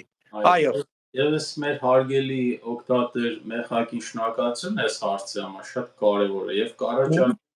սկսել Իրանից, ասենք այդ լճացումը, որ Բևերի տեսնում, ասենք վերջնի ու իր շրջապատի Չէ, բայց ես ուզում եմ ասեմ, այդ լճացում չկա, այդ ո՞նց է լճացում։ Մեր այս նոր լոբիստական խումբը, բա այդ եթե լճացումը Բևերը միակ քաղաքական ուժն է, որ Բրյուսելը հրավիրվում ու մասնակցում ենք համաշխարհային հավաքին այդ կուսակցությունների դեմոկրատական պահպանում եւ այլն, այդ է լճացումը։ Բա որ լճացումը այլ ակտիվ գործունեությունը ո՞րն է։ Բա որ լճացումը այդ քանի քաղաքական ուժ կարող եք գտնել, որ տպագրել, այսինքն աշխատել է գոնե խորհրդի անդամը, ասենք լավագույն, ասենց ասենք, հիմա ամբողջ թանգարաններ, ինստիտուտներ կան, իմ կարծիքս գերմանացիների կարծիքն եմ ասում, որ Հայաստանում այս կես տարվա ընթացքում ցեղասպանության մասին տպագրված լավագույն գիրքն է եւ այլն։ Բա թող անեն էսա լճացումը, էս էլ մյուսը, այսինքն որ այս բանը ուզում եք լճացումից դուրս գանք, այս գիրքը տպագրության կարիք ունի։ Ֆինանսավորեք տպենք այս գիրքը լճացումից դուրս գալու հերթական խնդիրը կլինի։ Այդ լճացումից դուրս գալու միջոցները պահանջում։ Մենք որ անում ենք, ինչ որ Բևերը անում, իր այս հնարավորություններով ֆինանսական մարդկային բացառիկ արդյունավետ է, բացառիկ ուզում եմ կրկնեմ, չկա որևէ քաղաքական ուժ, որ այս փոքր միջոցներով այս մեծ արդյունքների հասնի, երբ որ նման ահավոր ճնշում կա, այսինքն ահավոր ճնշում կա, չեմ ուզում մանրամասների մեջ դան, ընտանիքի անդամների վրա, հարազատների վրա, բոլոր ամեն ինչի վրա, այո։ Պարոն Պապյան, ձեր այս վերջի արձագանքի բոլոր թվարկածները ամեն մի նախադասություն մի առանձին թեմա է, որը Բևերը աշխատում է եւ ասես Մեխակի ասած պայմանական լճացում է, եկեք այդ լճացմանը դուք էլ մասնակցեք, մի հատ այդ հարվածները մի բան է դուք կերեք, որ կարողանանք այդ լճացում պայմանական լճացում։ Ես առիթից օգտվելով ուզում եմ շնորհակալություն հայտնել մեր այն բոլոր համախոհներին, որ իրենց մասնակցությամբ, իրենց նվիրատվություններով միշտ մեր թիկունքին են եղել եւ որի շնորհիվ մենք այո այս արդյունավետ աշխատանքը կարողանում ենք իրականացնել։ Եվ եթե պետք եղա, մենք մի հատ էլ առանձին կարանք հետագայում հաղորդում անենք, բայց հիմա ուղղակի այս վիճակը խառն հասկանանք ինչ ալնու, ցույց տալու թե ինչքան արդյունավետ է գործում, այսինքն ամեն ծախսած դոլարի եւ արդյունքի արդյունավետությամբ ինչքան արդյունավետ է Բևերը։ Այդ ամբողջը թափանցիկ է եւ բոլորին, եւ Մեխակին, եւ Մեխակի պես մտածող բոլոր մարդկանց ուղղակի սկսել իրանցից տարածել այդ Բևերի բոլոր հաղորդումները, հենց այսօրվա հաղորդումներ, որտեղ իր հարցնել հնչեցվեց եւ ինչքան հնարավոր այսօր Բևերը պարոն Պապյանը ասեց, բայց փաստորեն տարբեր ֆրոնտ, նաև եվրոպական, այսպես տաբանն է բացվել մեր լոբիստական գործունեության, ամերիկյանը եւ հսկայածավալ աշխատանքի ֆրոնտ կա եւ որը Լոնդոնում առանձին աշխատանք ենք տանում չեն միջոցներով եւ չգիտեմ բացառիկ արդյունավետություն, շնորհակալություն բոլորից եւ հորդոր շարունակելու իրենց աջակցությունը, որոնք ամեն ցենտերևումը, ամեն մեկը իր ծախսած գումարի այսպես ուղղությունը, արդյունավետությունը տեսնում է։ Անչափ շնորհակալություն պարոն Պապյան այսօրվա այս երկարաշունչ թվացող, բայց շատ կարևոր թեմատիկաներին անդրադարձի համար։ Տեսնենք այս զարգացումները որ կլինեն։ Շնորհակալություն, լավ օր ձեզ։ Հաջողություն ձեզ։ Հաջողություն։